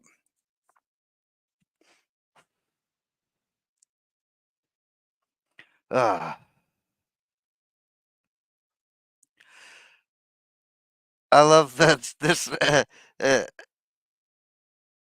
getting around the difficulty by defining free will as a voluntary accommodation to what is in any case inevitable. So, since this can't be avoided, I'm just going to go with it.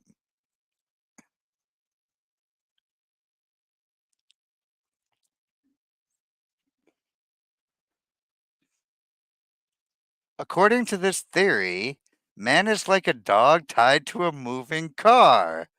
If the dog refuses to run along with the car, he will be dragged by it. Yet the choice remains his to run or be dragged. In the same way, humans are responsible for their choices and actions, even though these have been anticipated by the Logos and form part of its plan. Even actions which appear to be, and indeed are, immoral or unjust advance the overall design. Because without the nature of evil, you can have no nature of good.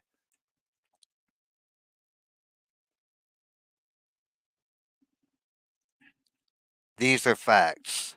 You cannot know the nature of what is good unless you know that which is not. That's just indisputable.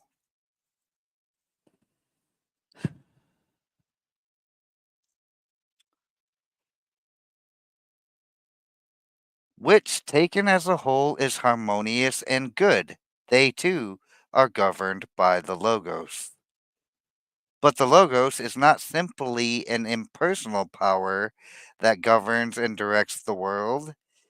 It is also an actual substance that pervades the world, not in a metaphorical sense, but in a form as concrete as oxygen or carbon.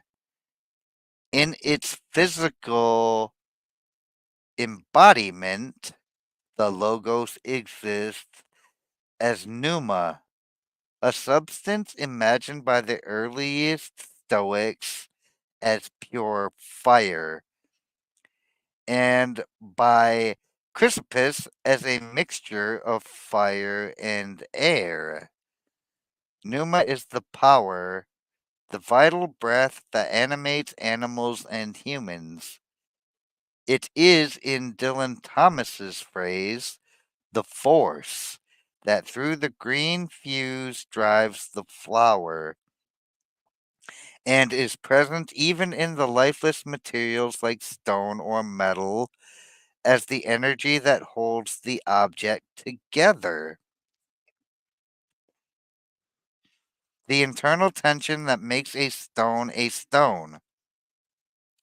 All objects are thus a compound of lifeless substance and vital force. When Marcus refers, as he does on a number of occasions, to cause and material, he means the two elements of these compounds, inert substance and animating pneuma, which we would call the spirit, the soul.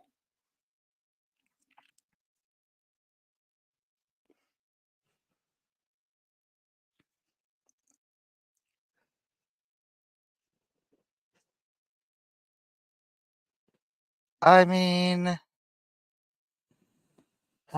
I'm glad you're here. I wasn't actually trying to summon you, but it is good to see you. Hey, Suze, what's happening? It's good to see all my people, whether they are around every week or whether they're not around for a year.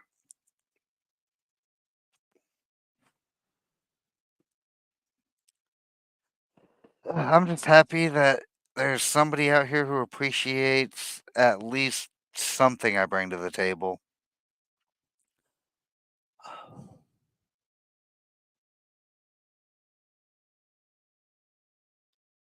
Which are united so long as the object itself exists. When the object perishes, the pneuma that animated it is reabsorbed into the Logos as a whole. The process of destruction and reintegration happens to individual objects at every moment. And if you look at certain laws that say energy cannot be created or destroyed, I mean, it can only be transformed.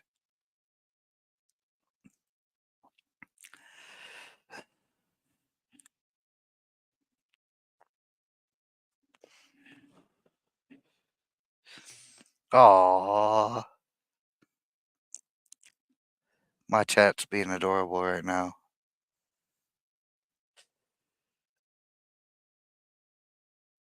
It also happens on a larger scale to the entire universe, which at vast intervals is entirely consumed by fire, a process known as ekpyrosis, and then regenerated.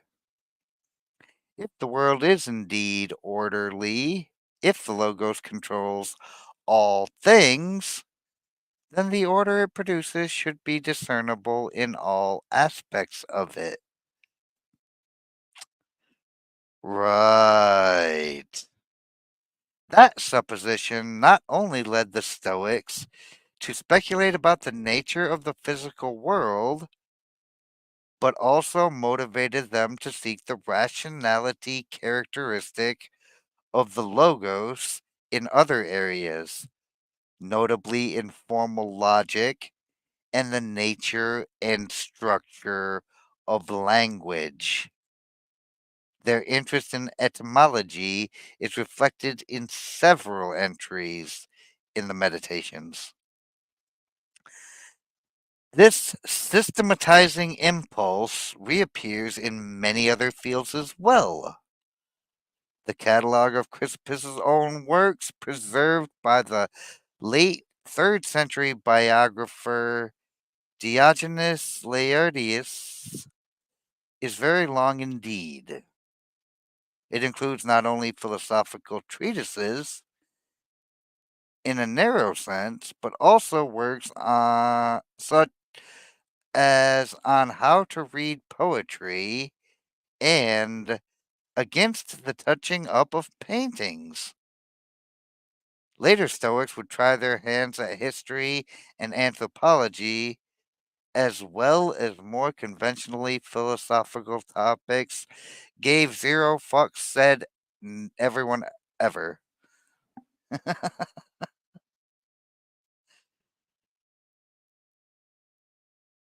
What's up, Russ? Just me, art fan. Check out this guy's. If you ever want to hear somebody talk to the AI so you can figure out how to talk to the AI, Just Me Art Fan has a channel on Rumble. That's all the more I'm gonna say about it as far as promotion goes. They named that philosopher after you. I know. I'm not saying they named that philosopher after you. I'm actually saying I've never seen you and Zeno in the same room at the same time. Zeno, just saying. Like, how old are you? And when did you achieve immortality? Just kidding. You don't need to tell us any of that. Secrets are best kept secretly. The expansion of Stoic thought was not only intellectual but also geographical. The movement had been born in Athens. In the century and a half that followed Chrysippus' death, it spread to other centers, in particular to Rome. The Romans of the 2nd century BC were in the midst of a course of conquest that by the end of the century, now 2nd century BC, they're talking the era of Alexander the Great, that by the end of the century would leave them the effective masters of the Mediterranean. With conquest came culture. Looking back on the rapid Hellenization of the Roman aristocracy between 200 BC and his own day, the poet Horace famously observed that conquered Greece was the true conqueror. Nowhere is the influence of Greece more obvious than in philosophy. Greek philosophers, including the Stoics, Palladius, and Posidonius, visited Rome to lecture. Many spent extended periods there. In the 1st century BC, it became the fashion for young upper class Romans to study in Athens. in an ancient version of the 18th century Grand Tour. Is this like foreign exchange student shit? Roman aristocrats acted as patrons to individual philosophers and assembled large libraries of philosophical texts, like that at the famous villa of the Papyri at Hu- Herculaneum. Uh, and Romans like Cicero and Lucretius attempted to expound Greek philosophical doctrines in Latin. Oh,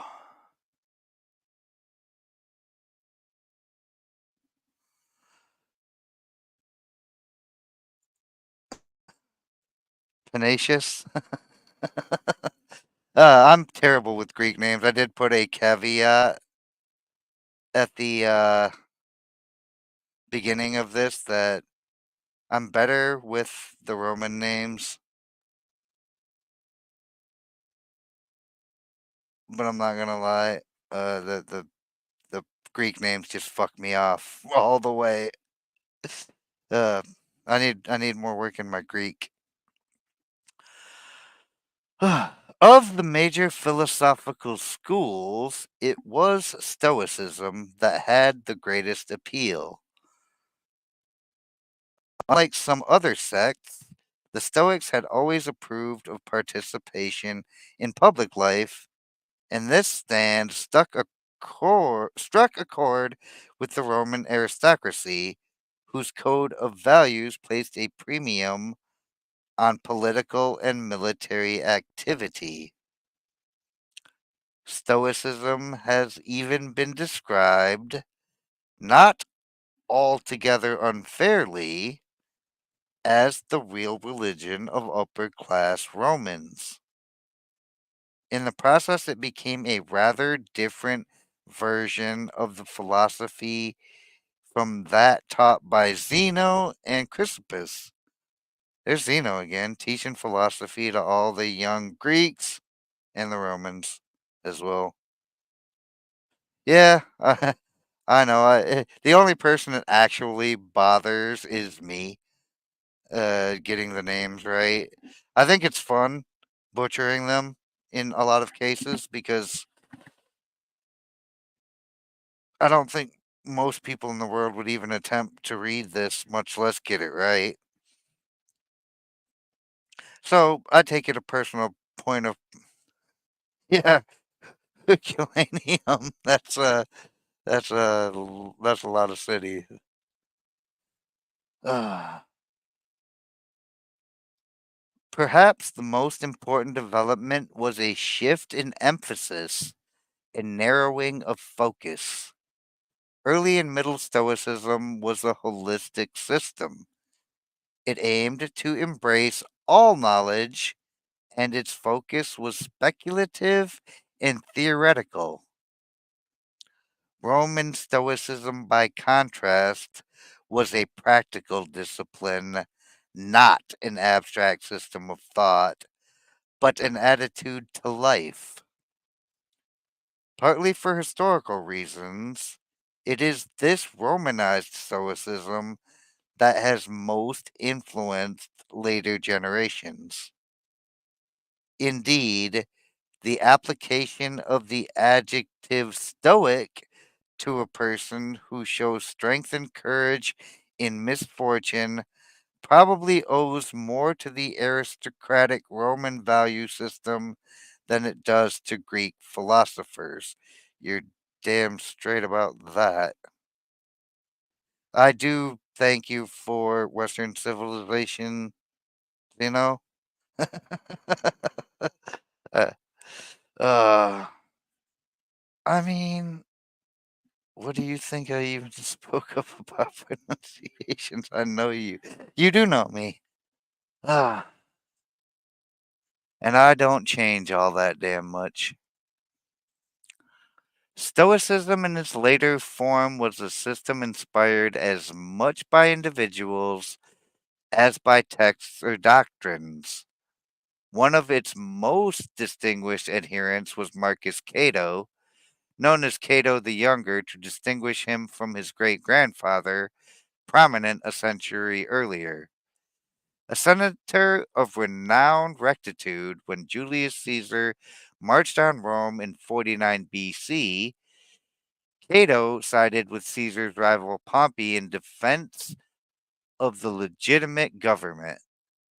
When it was clear that Caesar would triumph, Cato chose not to survive the Republic, committing self offline after the Battle of Munda in 46. Within a century, he had become an emblem of stoic resistance to tyranny.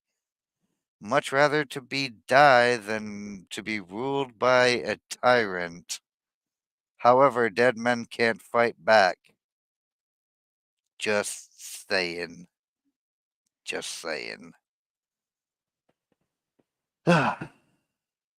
Under Nero, he was immortalized by the poet Lucan and praised in laudatory biography by the senator Paetus, whose own resistance to Nero cost him his life.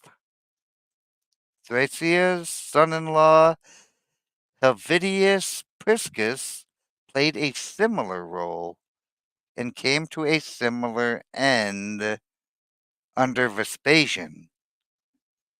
Thracia and Helvidius in their turn served as role models to second century aristocrats like Marcus's mentors Rusticus, Maximus, and Severus. Marcus himself pays tribute to them and to Cato in Meditations 1:14. Cato, Thracia, and Helvidius were doers, not writers, and their legendary heroism inevitably lends them a somewhat two-dimensional quality. A more complex and much more interesting figure was the poet Lucan's uncle, Lucius Annius Seneca, commonly known as Seneca the Younger, to distinguish him from his equally distinguished father, Seneca the Greater. Originally counselor to the young Nero, he was eventually forced to commit self offline after being implicated in an attempted coup against his erstwhile pupil. A lot of people are going self offline. They hadn't invented Junior yet. Don't give these people too much credit for being too bright. Uh, I love that. Man, I'm gonna tell you the honest truth. I was outside in the car when the eclipse like hit totality in our viewing area, and we were supposed to get like uh 94% coverage, and I completely missed it. What's up, Frogget? Yeah, smash that like button. Just saying.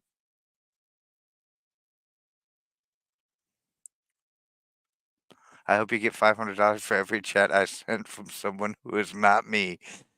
Uh, I hope I do too. I mean, I'm not saying that I do this for the money. I do it for the love. That's not in question. That's fact. But I mean, if someone wanted to give me like $500 for every chat you send,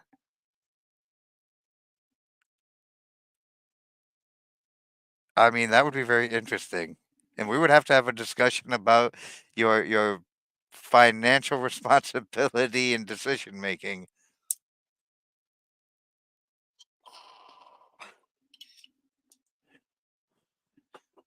The fact that I got a $10 Rumble rant once still blows my mind.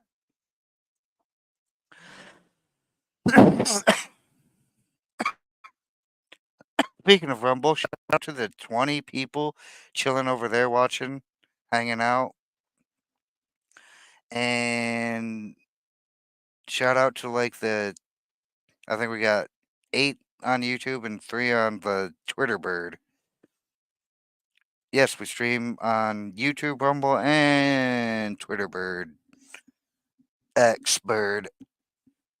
Zitter trans. I don't know what the fuck they call that shit anymore. Ah. Men's lives are not always consistent with their ideals, and some critics have found it hard to reconcile Seneca's fabulous wealth and his shameless flattery of Nero with his philosophical views. It's called hypocrisy, and we all fucking do it.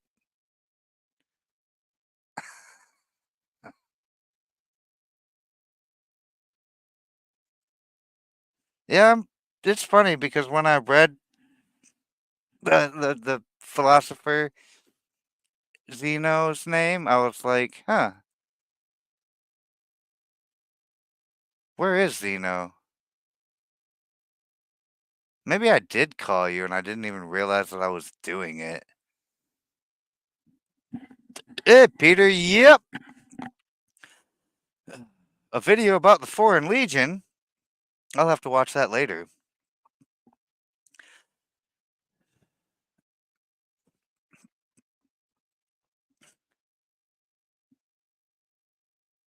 Yet his works, in particular the letters to Lucilius, remain the most engaging and accessible expressions of later Stoicism. Because they were written in Latin, they were also among the most influential on succeeding generations. Imagine that. That the things written in Latin, would be the most influential on Latin speaking people. But not all Stoics were wealthy senators. There was another kind of Stoic exemplar as well. The outsider whose aesthetic lifestyle won him the admiration of his wealthier contemporaries and enabled him to criticize the pretenses of upper class society with real authority. This is where I come in. An early example of this type is Gaius Musonius Rufus, a member of the Roman administrative class, the so called knights. Equites? Equites? Is this where equestrian came from? From the Equites? Who was banished by both Nero and Vespasian. Popular guy.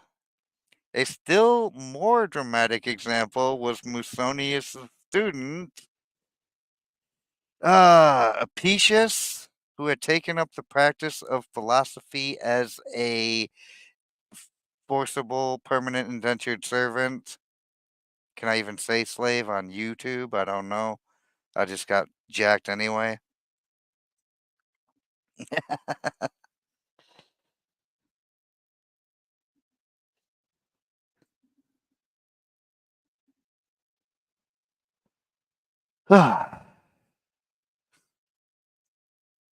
And devoted the remainder of his life to it after being freed. He had been exiled to Nicopolis in northern Greece under Domitian, and after the tyrant's death, elected to remain there where he taught and lectured to visitors who often traveled great distances to study with him. These people really need less fancy ass names. I'm just saying.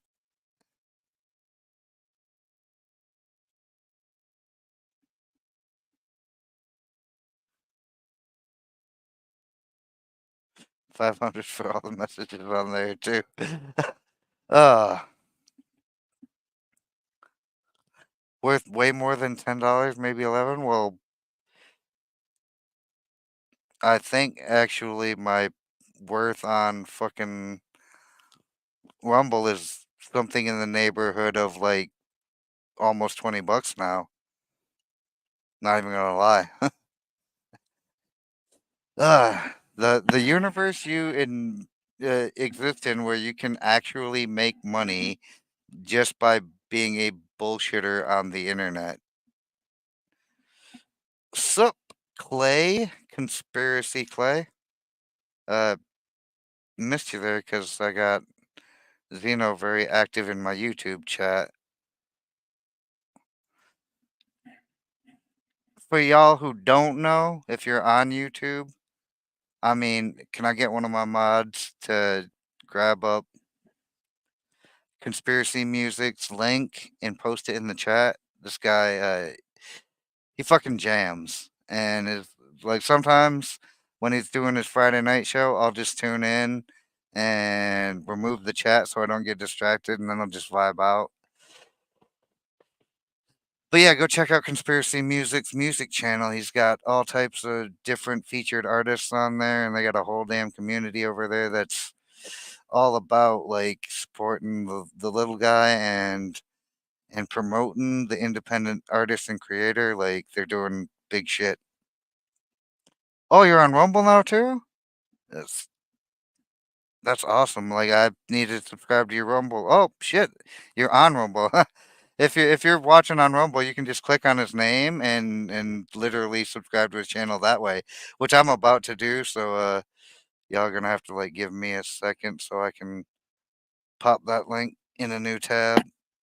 I might be subscribed on Rumble. I don't know, but I haven't gotten any notifications that I'm aware of. So nope, we are now following on Rumble. That's what is up. Yeah, go check out Conspiracy Music, y'all. Like, sorry for the interruption, but Rufus had a cool name at Al. Bleh. No problem, my dude. Like I said, I love it. Like I love what you're doing, so people should check it out. Like good shit. You've been a homie for a while, friend of the channel, always support.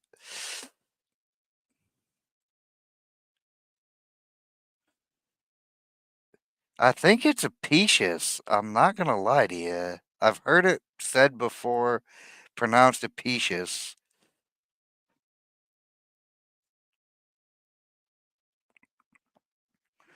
He's been joining you on Friday night. Ain't nobody listened to you.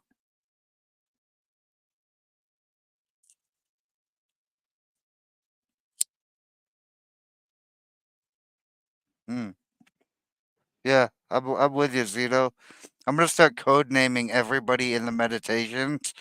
Amy and Bob, George, Bill, Tim. Better names like these. Marcus is.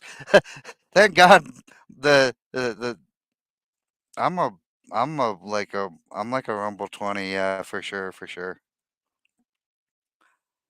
I'm actually a way bigger big shot on Rumble than I am on YouTube, and I only have half the subscriber base, but I do way bigger numbers.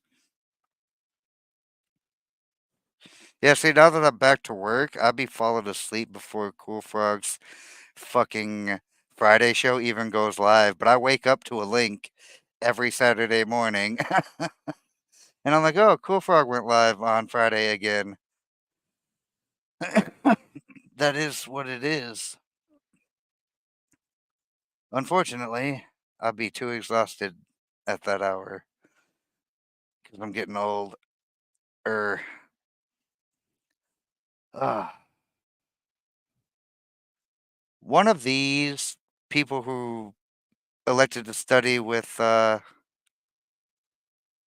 Apicius was the upper class historian and statesman Arian, who published an extensive record of the master's discussions, a text conventionally referred to as the Discourses of Apicius. He later produced an abridged version, the Enchiridion Manual or Handbook. Apicius seems to have an especially important figure for Marcus. Oh, it seems to have been in this, but see, it's easier to read if I get all the words. Then it makes more sense. He thanks his philosophical mentor Rusticus for introducing him to the lectures, either the discourses themselves or a private set of lecture notes,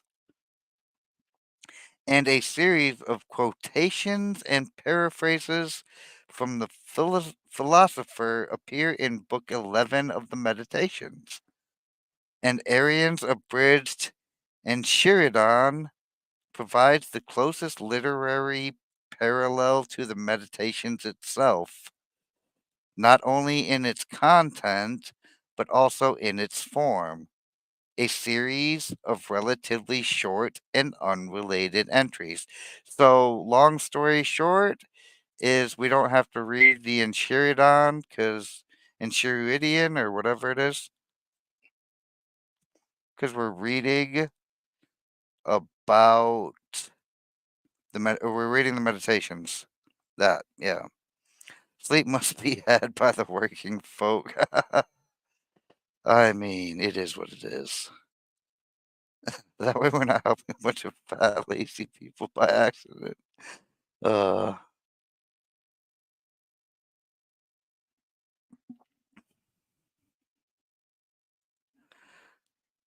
I love that. Okay. Stoicism and the meditations. The late Stoicism of Apicius is radically stripped down version of its Hellenistic predecessor, a philosophy which had learnt much of its much from its competitors and had almost forgotten parts of itself. Both these tendencies, the narrowing of the field and the eclectic borrowing from non Stoic sources, can be discerned also in the Meditations. Chrysippus and his followers had divided knowledge into three areas: logic, physics, and ethics, concerned respectively with the nature of knowledge, the structure of the physical world, and the proper role of human beings in that world. Marcus pays lip service to this triadic division in at least one entry, 813, but it is clear from other chapters and from the Meditations as a whole that logic and physics were not his focus. Among the things for which he thanks the gods is that he was never absorbed by logic chopping or preoccupied by physics. 117. Occasional entries show an awareness of Stoic thought about language. The etymological pun in 857 is perhaps the clearest example, but they are the exception, not the rule. In many cases, Marcus's logic is weak. The logic of a rhetorician, not of the philosopher. It is rare to find a developed chain of reasoning like that in Meditations 4:4. His, in, his interest in the nature of the physical world is limited to its relevance to human problems. About one of the basic Stoic physical doctrines, the notion of the periodic conflagration that ends a cosmic cycle. Marcus adopts an agnostic position, though he was not alone in this. To him, it was ethics that was the basis of the system.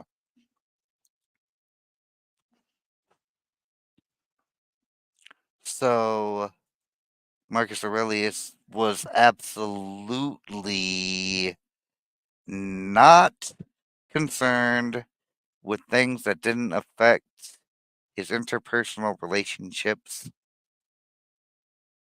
Well, I mean, that's why I like Aurelius's approach. Like, yeah, I have no concern for that shit. It's literally the ethics of things that, and to myself personally, that's the thing of most import as well. Yeah, physics is causing the earthquakes and shit, and the fucking solar eclipses and all that nonsense. That doesn't actually affect me, so I'm not gonna worry too much about it. It's cool though. I mean, earthquakes aren't cool, but physics is cool.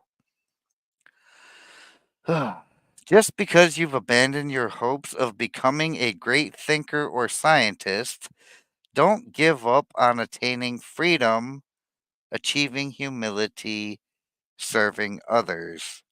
767. The questions that the Meditations tries to answer are primarily metaphysical and ethical ones. Why are we here? How should we live our lives? How can we ensure that we do what is right? How can we protect ourselves against the stresses and pressures of daily life? How should we deal with pain and misfortune? How can we live with the knowledge that someday we will no longer exist on this plane? It would be both pointless and impertinent to try to summarize Marcus' responses. The influence of the meditations on later readers springs in part from the clarity and insistence with which he addresses these questions. I mean, if you tried to summarize that, you would be literally ruining the whole purpose of having the damn book. I will cause the earthquake that's coming. That's absolutely. I actually give a fuck about some of these questions. I know why we're here. That question's been answered. I believe the number is a lot. I don't fuck with Twitch that much, but I bet you've got a lot of followers. I got a lot of followers on Xbird, so that makes me cool.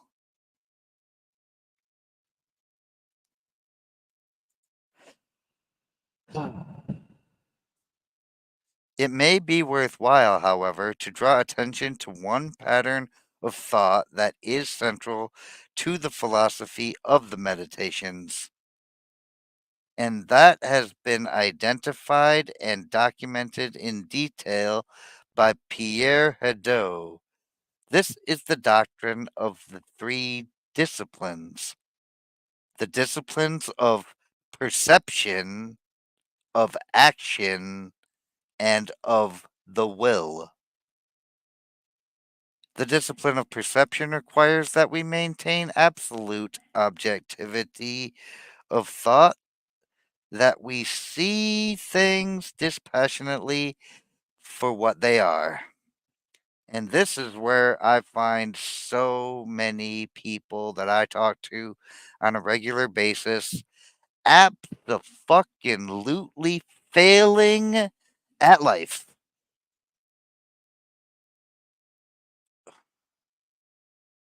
I have no idea why X did that to you. It definitely wasn't me. I don't be doing that shit. Yo, that's it right there. Another marker. Yep. I mean, lock it up. Ah. Proper understanding of this point requires a brief introduction to the Stoic theory of cognition. We have seen that for the Stoics, universal order is represented by the Logos. The Logos it infuses and is wielded by our hegemonicon, literally that which guides, which is the intellective part of our consciousness.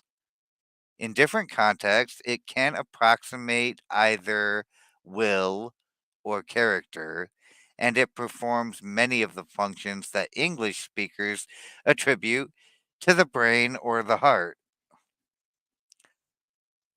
One of its primary functions is to process and assess the data we receive from our senses.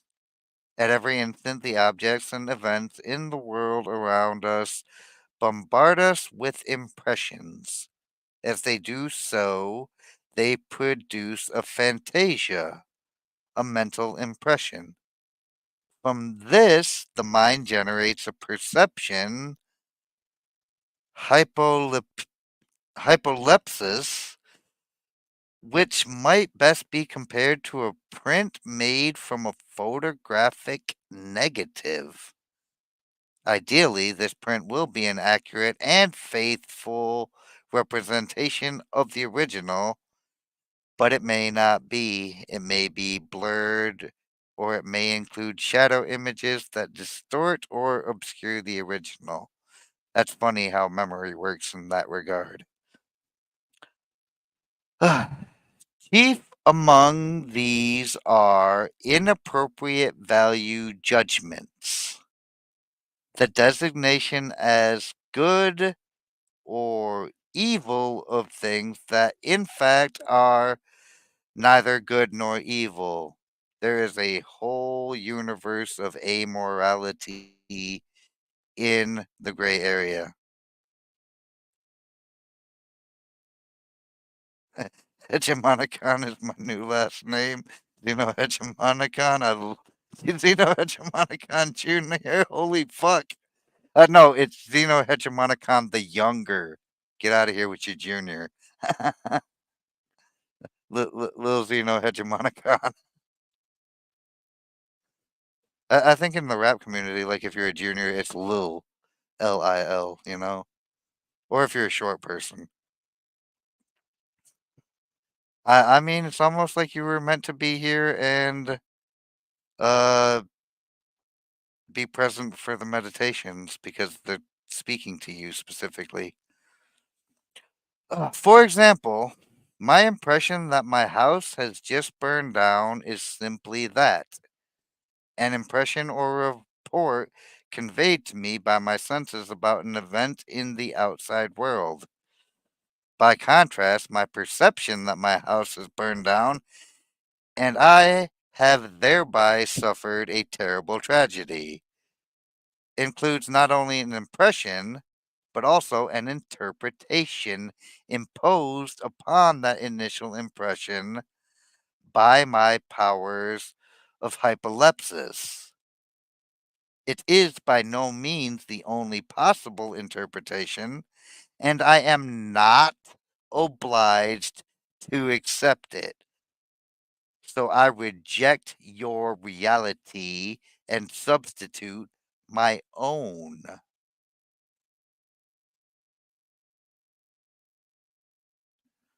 I mean, there are things that are inherently good and inherently bad, but most things are inherently neutral and require force to be acted upon them to do good or bad, which is entirely subjective to what your nature of good and evil actually is. But I don't know.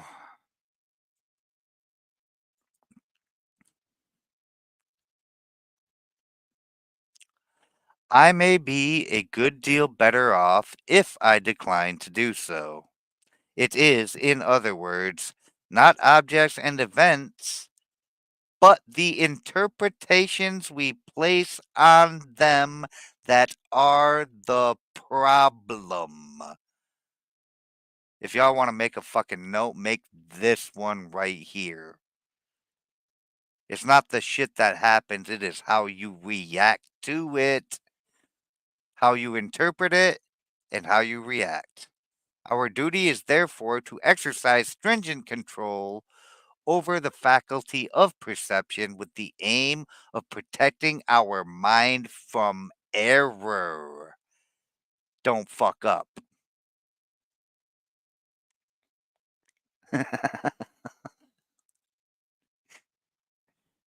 uh, facts, facts, facts. The second discipline, that of action, relates to our relationship with other people. This is me acting with you guys. Human beings, for Marcus as for the Stoics generally, are social animals. A point he makes often, and a point that I make often because very few people can truly be 100% independent from all other human interactions. Even if you could live isolated in the woods, you'd eventually go insane. In the vast majority of cases, it takes an extremely strong mind to live in any length of isolation for any significant length of time. Like, this has been proven by inmates who are put into solitary confinement. Like, it doesn't take long before people start going crazy, and it's cruel and unusual punishment to keep people in isolation for that very reason. Oh, is it sip of water time? Thank you. I am getting a little bit of the dry throat. Mm. Ah, much better. All human beings possess not only a share of the logos, but also the ability to use it. That is what makes us human and distinguishes us from other lesser animals. But it would perhaps be more accurate to say that we are participants in the logos, which is as much a process as a substance. This word logos, I am slowly substituting with the word fuck in my mind because this is literally like the fuck. It's a substance and it's a process. And it's basically the like key to life. Marcus himself more than once compares the world ruled by logos to a city in which all human beings are citizens, with all the duties inherent in citizenship. Imagine citizenship having fucking inherent duties and obligations. Couldn't be the United States in 2024. Hell no. As human beings, we are part of nature, and our duty is to accommodate ourselves to its demands and requirements. To live as nature requires, as Marcus often puts it. To do this, we must make proper use of the logos we have been allotted. And spoiler warning, some people are allotted a larger share of the logos than others. Take care, Digger. Good night to you. I didn't expect the introduction to this to go so damn long, but this is a hell of a read. But anyway, catch you next time, Digger. Have a good night.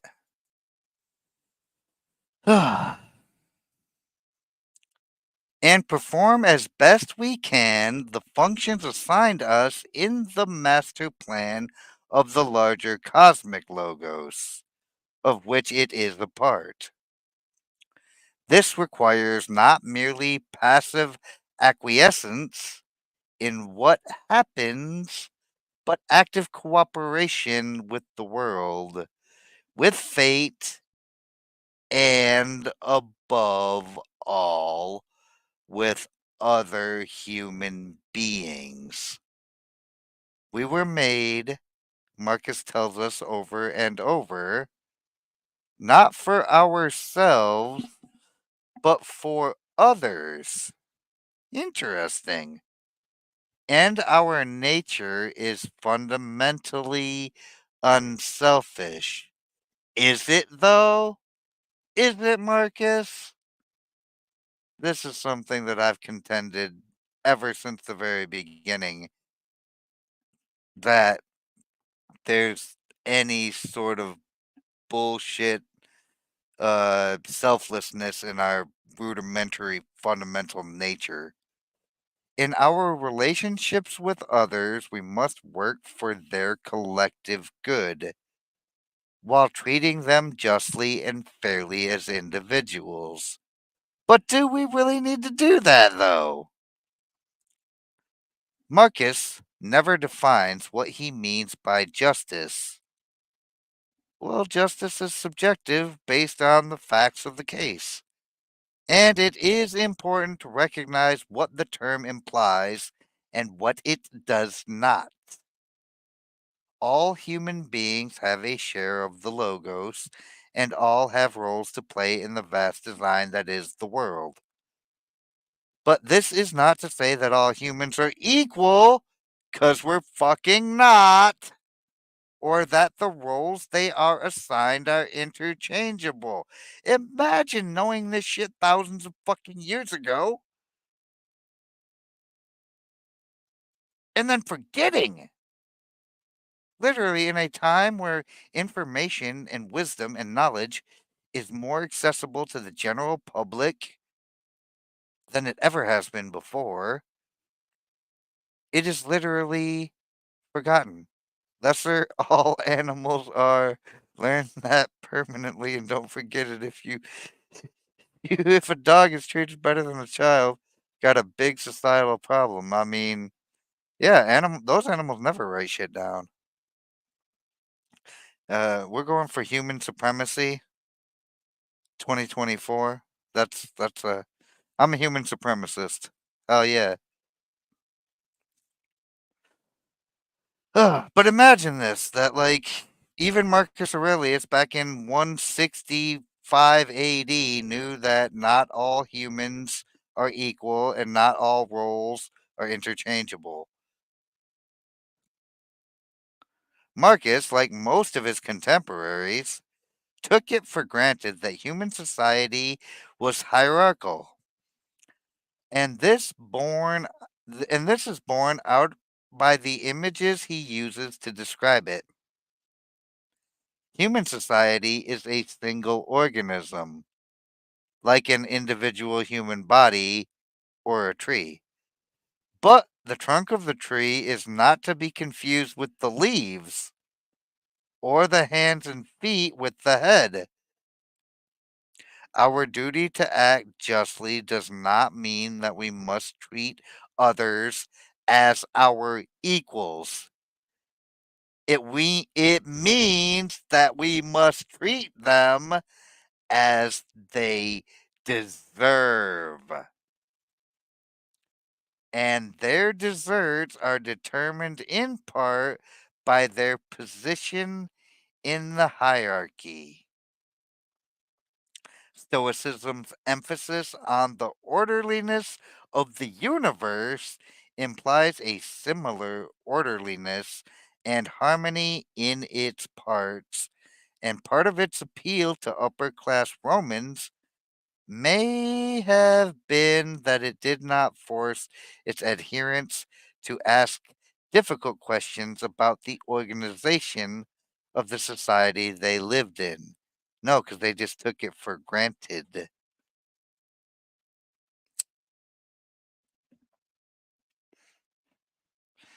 Send you the video or the PDF file that I'm reading, because I can probably do both. I would just have to figure out.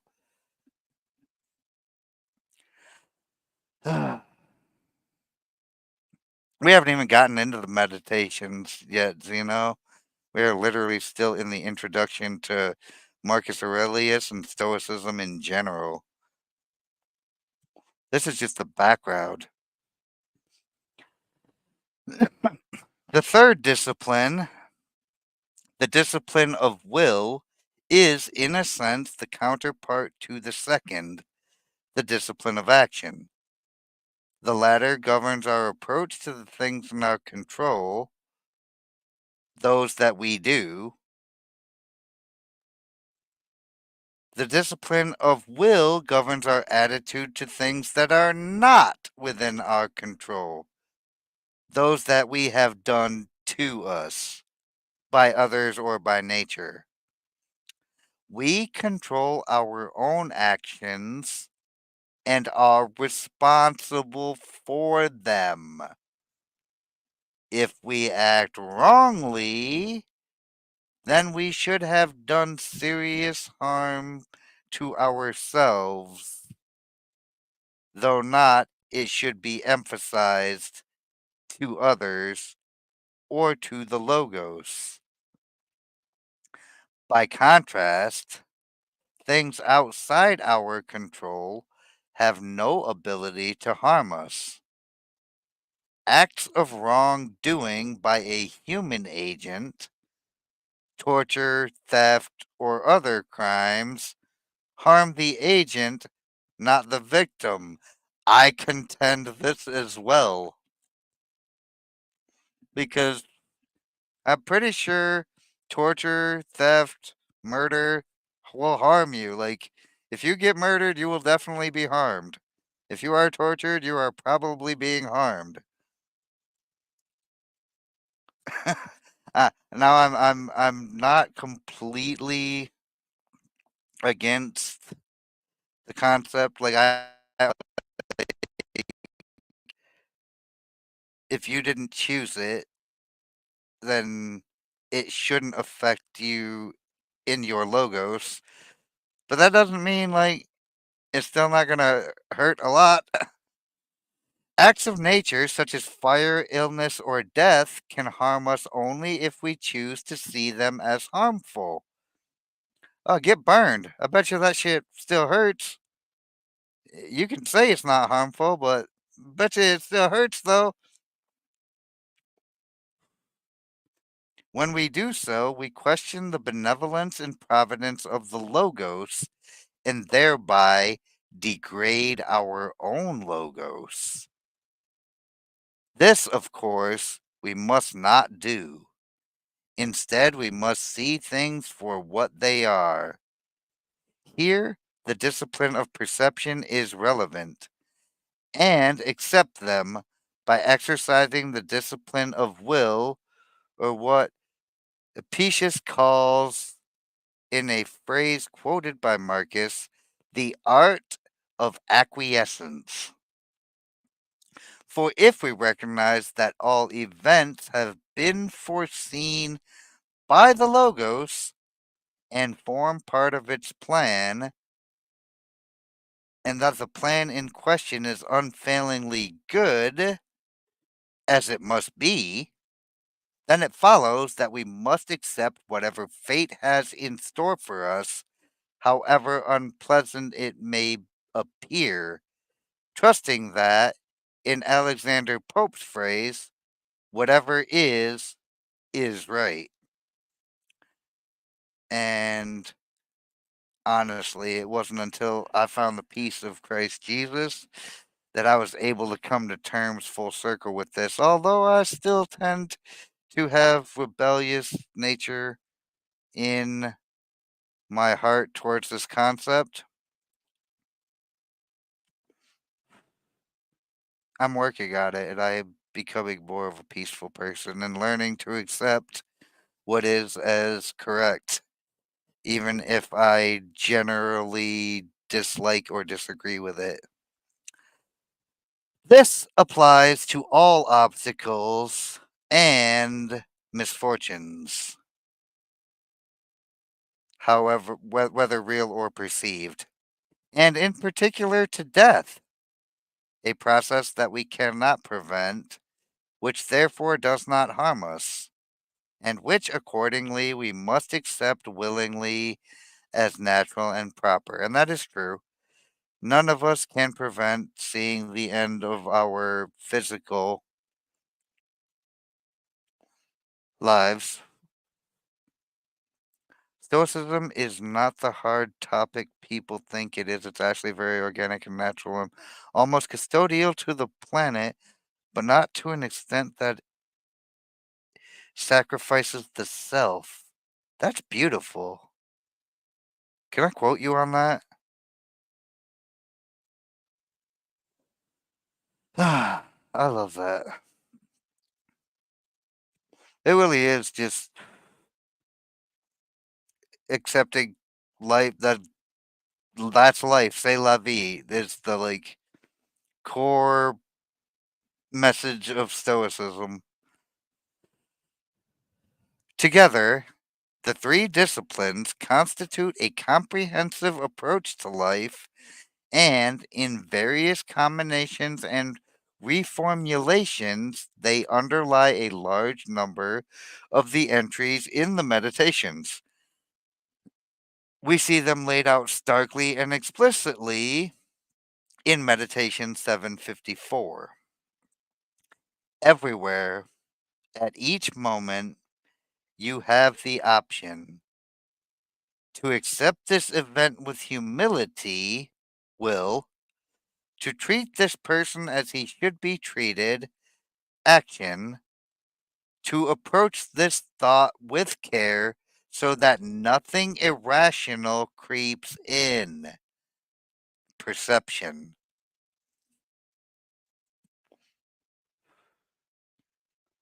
We find the same triad rephrased and reordered in 9-6. Objective judgment, unselfish action, willing acceptance of all external events. And we find it in a more subtle form underlying Meditations 8-7. Progress for a rational mind means not accepting falsehood or uncertainty in its perceptions. Making unselfish actions its only aim, seeking and shunning only the things it has control over, embracing what nature demands of it, the nature in which it participates, as the leaf's nature does in the trees. A score of other entries could be cited. The almost obsessive repetition of these 3 points suggests that they lie at the very heart of Marcus's thought and of his project in the Meditations. This is getting to be the longest fucking this introduction is longer than the actual book itself. I'm almost sure. I am almost sure of that. Not a big fan of I mean, the Stoic philosophy has a number of holes in it, and functionally, it's not. Yeah, I mean, individualism, existentialism, these things I tend to resonate with a little bit more than there's a lot of stoicism. Like you don't throw out the baby with the bathwater just because they get some shit wrong. People who do philosophy today or are in charge of public policy, like, don't understand the concepts of stoicism at all. Hello, Bijou. What's up, Gohagen?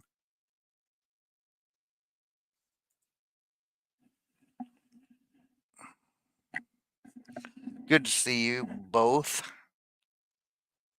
Other influences. Marcus Aurelius is often thought of and referred to as the quintessential Stoic. Yet the only explicit reference to Stoicism in the Meditations is phrased in curiously distant terms, as if it were merely one school among others. The great figures of early Stoicism are conspicuous by their absence. Neither Zeno nor Cleanthes is mentioned in the Meditations, and Chrysippus appears only twice, quoted once in passing for a pithy comparison, and included with Socrates and Apicius in a list of dead thinkers. This is not to deny the essentially Stoic basis of Marcus's thought, nor or the deep influence on him exercised by later Stoic thinkers. If he had to be identified with a particular school, that is surely the one he would have chosen. Yet I suspect that if asked what it was that he studied, his answer would have been not Stoicism, but simply philosophy. There is nothing surprising about this. The imperial period saw the development of a widespread ecumenical tendency in philosophy. Adherents of most of the major schools, the Platonists, Peripatetics, Cynics, and Stoics, preferred to focus on the points they shared rather than those that separated them. Not all the figures Marcus credits as influential on his own philosophical development were Stoics. Severus, for example, was a peripatetic. Although authors like Seneca and Apicius accepted the basic premises of the system developed by Zeno and Chrysippus, they showed no reluctance to borrow aphorisms, anecdotes, and argumentative strategies from non Stoic sources. The Meditations follows a similar procedure. While built on a Stoic foundation, it also refers to and quotes a wide range of figures, both precursors of the Stoics and representatives of rival schools. And as I was just stating when addressing Go Hagen's feelings on Stoicism, like I said, there are good core tenets in Stoicism.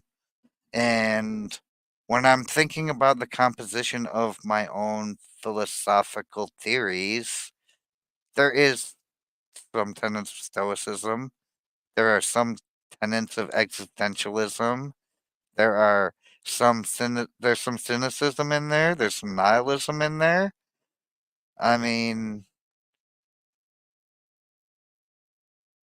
and it's good to have a well-rounded philosophy that isn't limited to one narrow school of thought.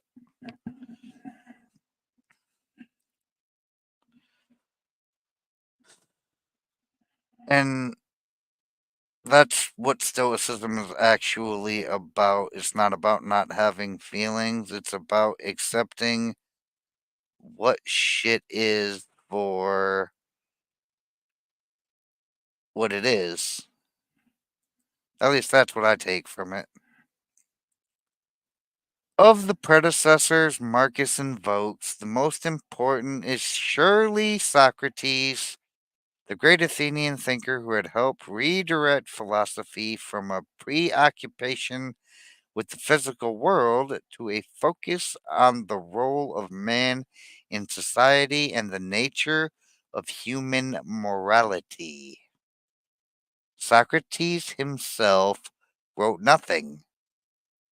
His teachings were transmitted and greatly elaborated in the philosophical dialogues of his student Plato.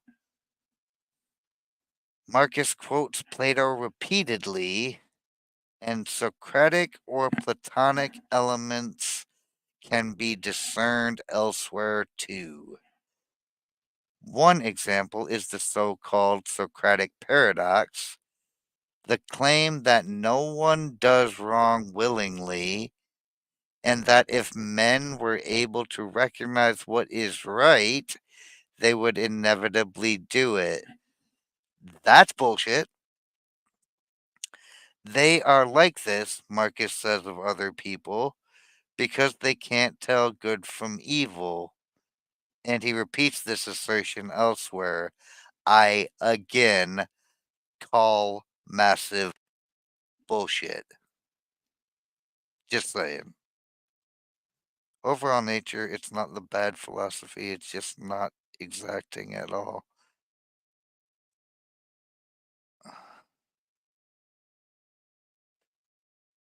Uh, you guys are taking up the Stoic discussion, and they don't believe we are all equal. I mean, that is a great start.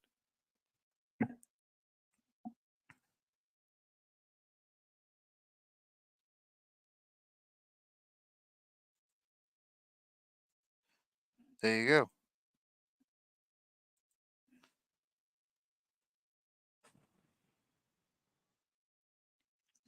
Socrates' character was as important as his doctrines. His legendary endurance and self denial made him an ideal model for the Stoic philosopher, or any philosopher.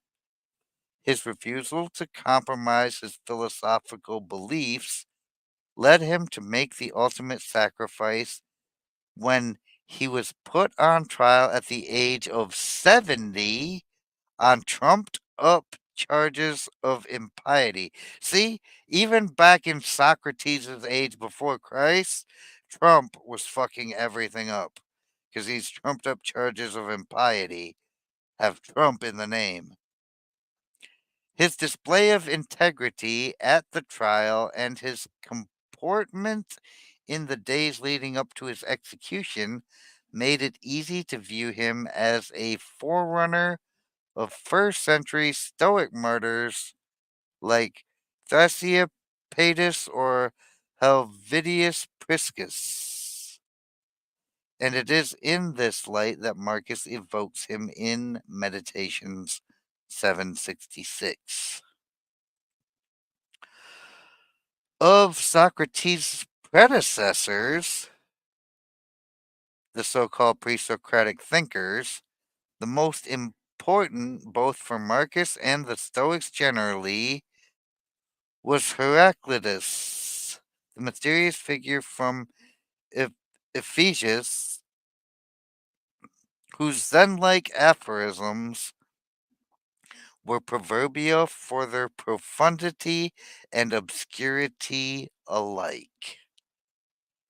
Heraclitus's philosophical system ascribed a central role to logos and to fire as the primordial element.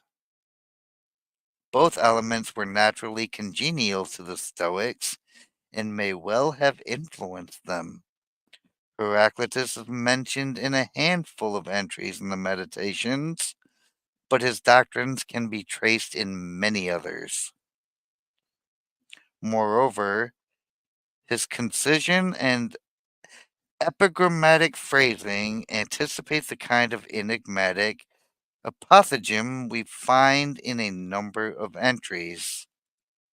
The best revenge is not to be like that. Straight, not straightened. The fencer's weapon is picked up and put down again. The boxer's is part of him. Now that's an interesting concept.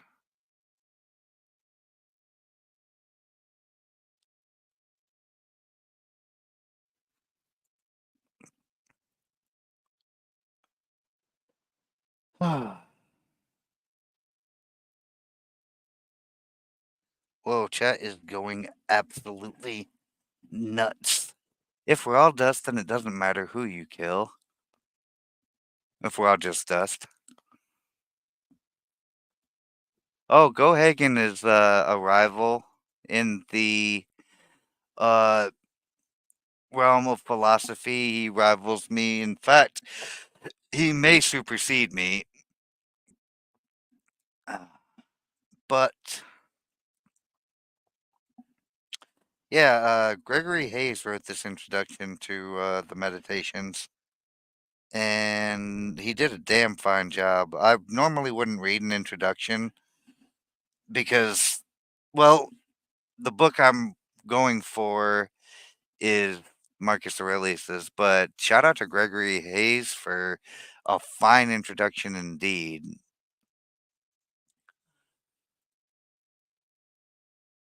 It is from Heraclitus bleh, that Marcus derives one of his most memorable motifs, that of the unstable flux of time and matter in which we move. We cannot step twice into the same river, Heraclitus had said, and we see Marcus expanding on the observation. Time is a river, a violent current of events, glimpsed once and already carried past us, and another follows and is gone. Though Heraclitus was clearly the pre-Socratic who most influenced Marcus, other thinkers leave traces as well. Marcus twice borrows the poet Empedocles' image of the self-contained soul as a perfect sphere, and he alludes once to the mystic doctrines of the Pythagoreans. Several entries explore the implications of phrases attributed to Democritus, one of the inventors of the theory of atoms, which would later inspire the Hellenistic philosopher Epicurus. Neither Heraclitus or Socrates had founded a school. That was an achievement reserved for Plato, and then for Plato's student Aristotle, who broke from his master to found the Peripatetic movement. Marcus never refers to Aristotle, 'cause he's an asshole, though he does quote approvingly from the latter's successor, Theophrastus. Probably more important was another 4th century BC movement, Cynicism. The Cynics, of whom the first and most notorious was the irascible Diogenes of Sinope, were united less by doctrine than by a common attitude, namely their contempt for societal institutions and a desire for a life in more in accord with nature. I tend to agree with the cynics in that regard.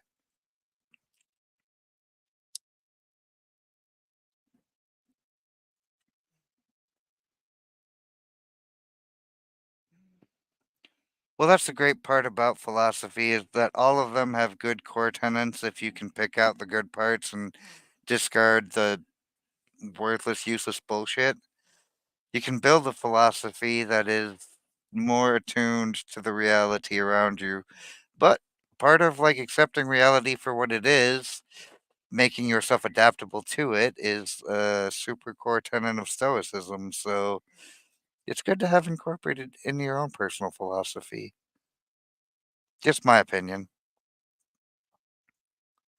Diogenes himself was largely responsible for the image of a philosopher as an impoverished ascetic. The philosopher without clothes devotes by Marcus at Meditations 430 might as well be a cynic. His famous claim to be a citizen of the world surely anticipates, if it did not actually influence, the Stoic conception of the world as a city state. Marcus refers to Diogenes in several passages, as well as to the latter's student Monimus, and invokes another cynic, Crates, at Meditation 613, in an anecdote whose tenor is now uncertain. Marcus's relationship to Epicureanism, Stoicism's great rival among Hellenistic philosophical systems, is much more vexed. The followers of Epicurus believed in a universe radically unlike that posited by Zeno and Chrysippus. The Stoic world is ordered to the nth degree. The Epicurean universe is random, the product of haphazard conjunctions of billions of atoms. No, I don't think so. I don't really believe in the chaos of things. Ah. I don't know about the rest of you, but if I can't picture something in my head, how it works, I can't do it. If I can picture it, it can be done, I find. I mean, that is the core tenet of rationality, Mr. Gohagen. If you can't fathom it, how could you possibly know where to begin making it so? If you can't even get your fucking head around it.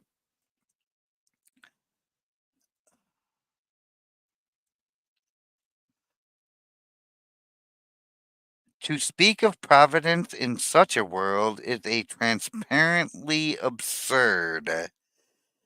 And while Epicurus acknowledged the existence of gods, he denied that they took any interest in human life.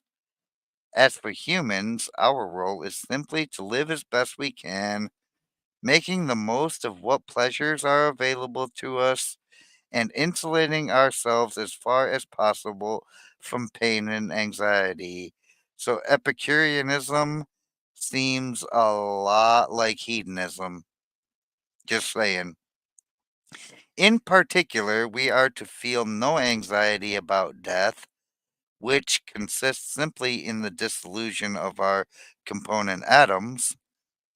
This process is not only inevitable, but harmless, for the simple reason that after death there is no us to suffer harm. Oh, well, without getting too deep into the religious weeds, Mike, you don't like the human superiority part, I don't think, huh? Well, what is it that you disagree with? Mike's comments are remarkable. I know they are, and that's why I usually try to remark on Mr. Gohagen's comments. But I also want to finish this introduction tonight uh, before I fall asleep. I no longer have a safety on the channel to make sure that I don't just drop off. So,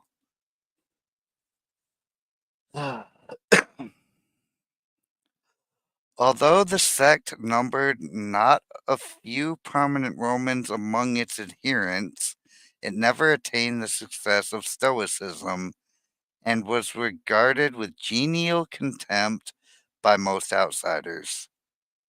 The quietism endorsed by the Epicureans was obviously difficult to reconcile with an active public life. An important Roman value, and the Epicurean equation of the good with pleasure was bound to raise eyebrows among conservative Romans. Eat, drink, and be merry was popularly supposed to be the Epicureans' motto, though Epicurus himself had been quite explicit in identifying pleasure with intellectual contemplation rather than the vulgar enjoyment of food and sex, which, like I said, this sounds a bit like hedonism. I'm glad he cleared that shit up for me.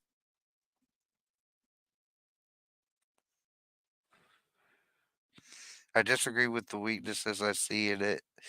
I disagree Uh, no, what matters is how you react to the things. That's what they're trying to presuppose here. You just found the connecting link towards all human philosophy suits pursuits.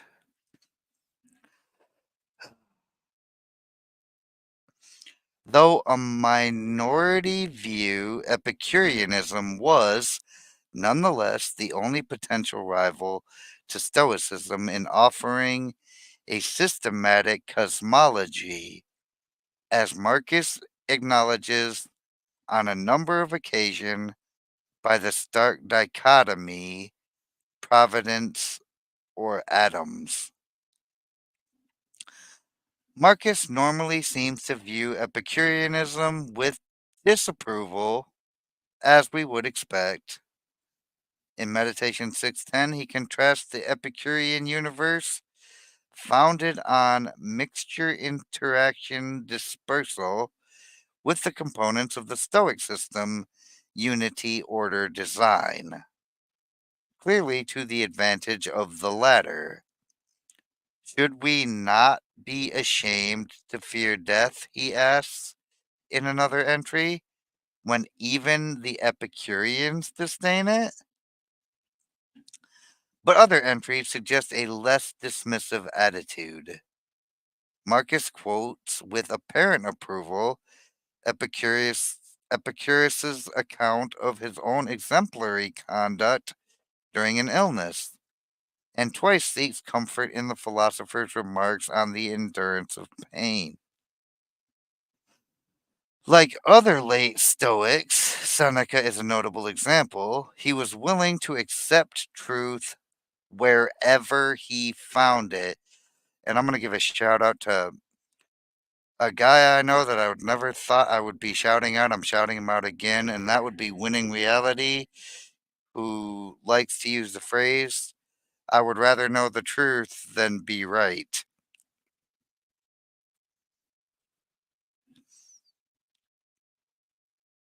You know who doesn't change? Those who think they got it all figured out. That's damn straight, sir. And that is why one narrow philosophical lane will almost never lead you to anything that maps onto reality. Ugh, I think all of these exist in all of us too. Some extent for me, cynic is very low. I don't like that. Yeah. You're a much more positive person than you are a cynical person. Oh, yeah. You're not wrong.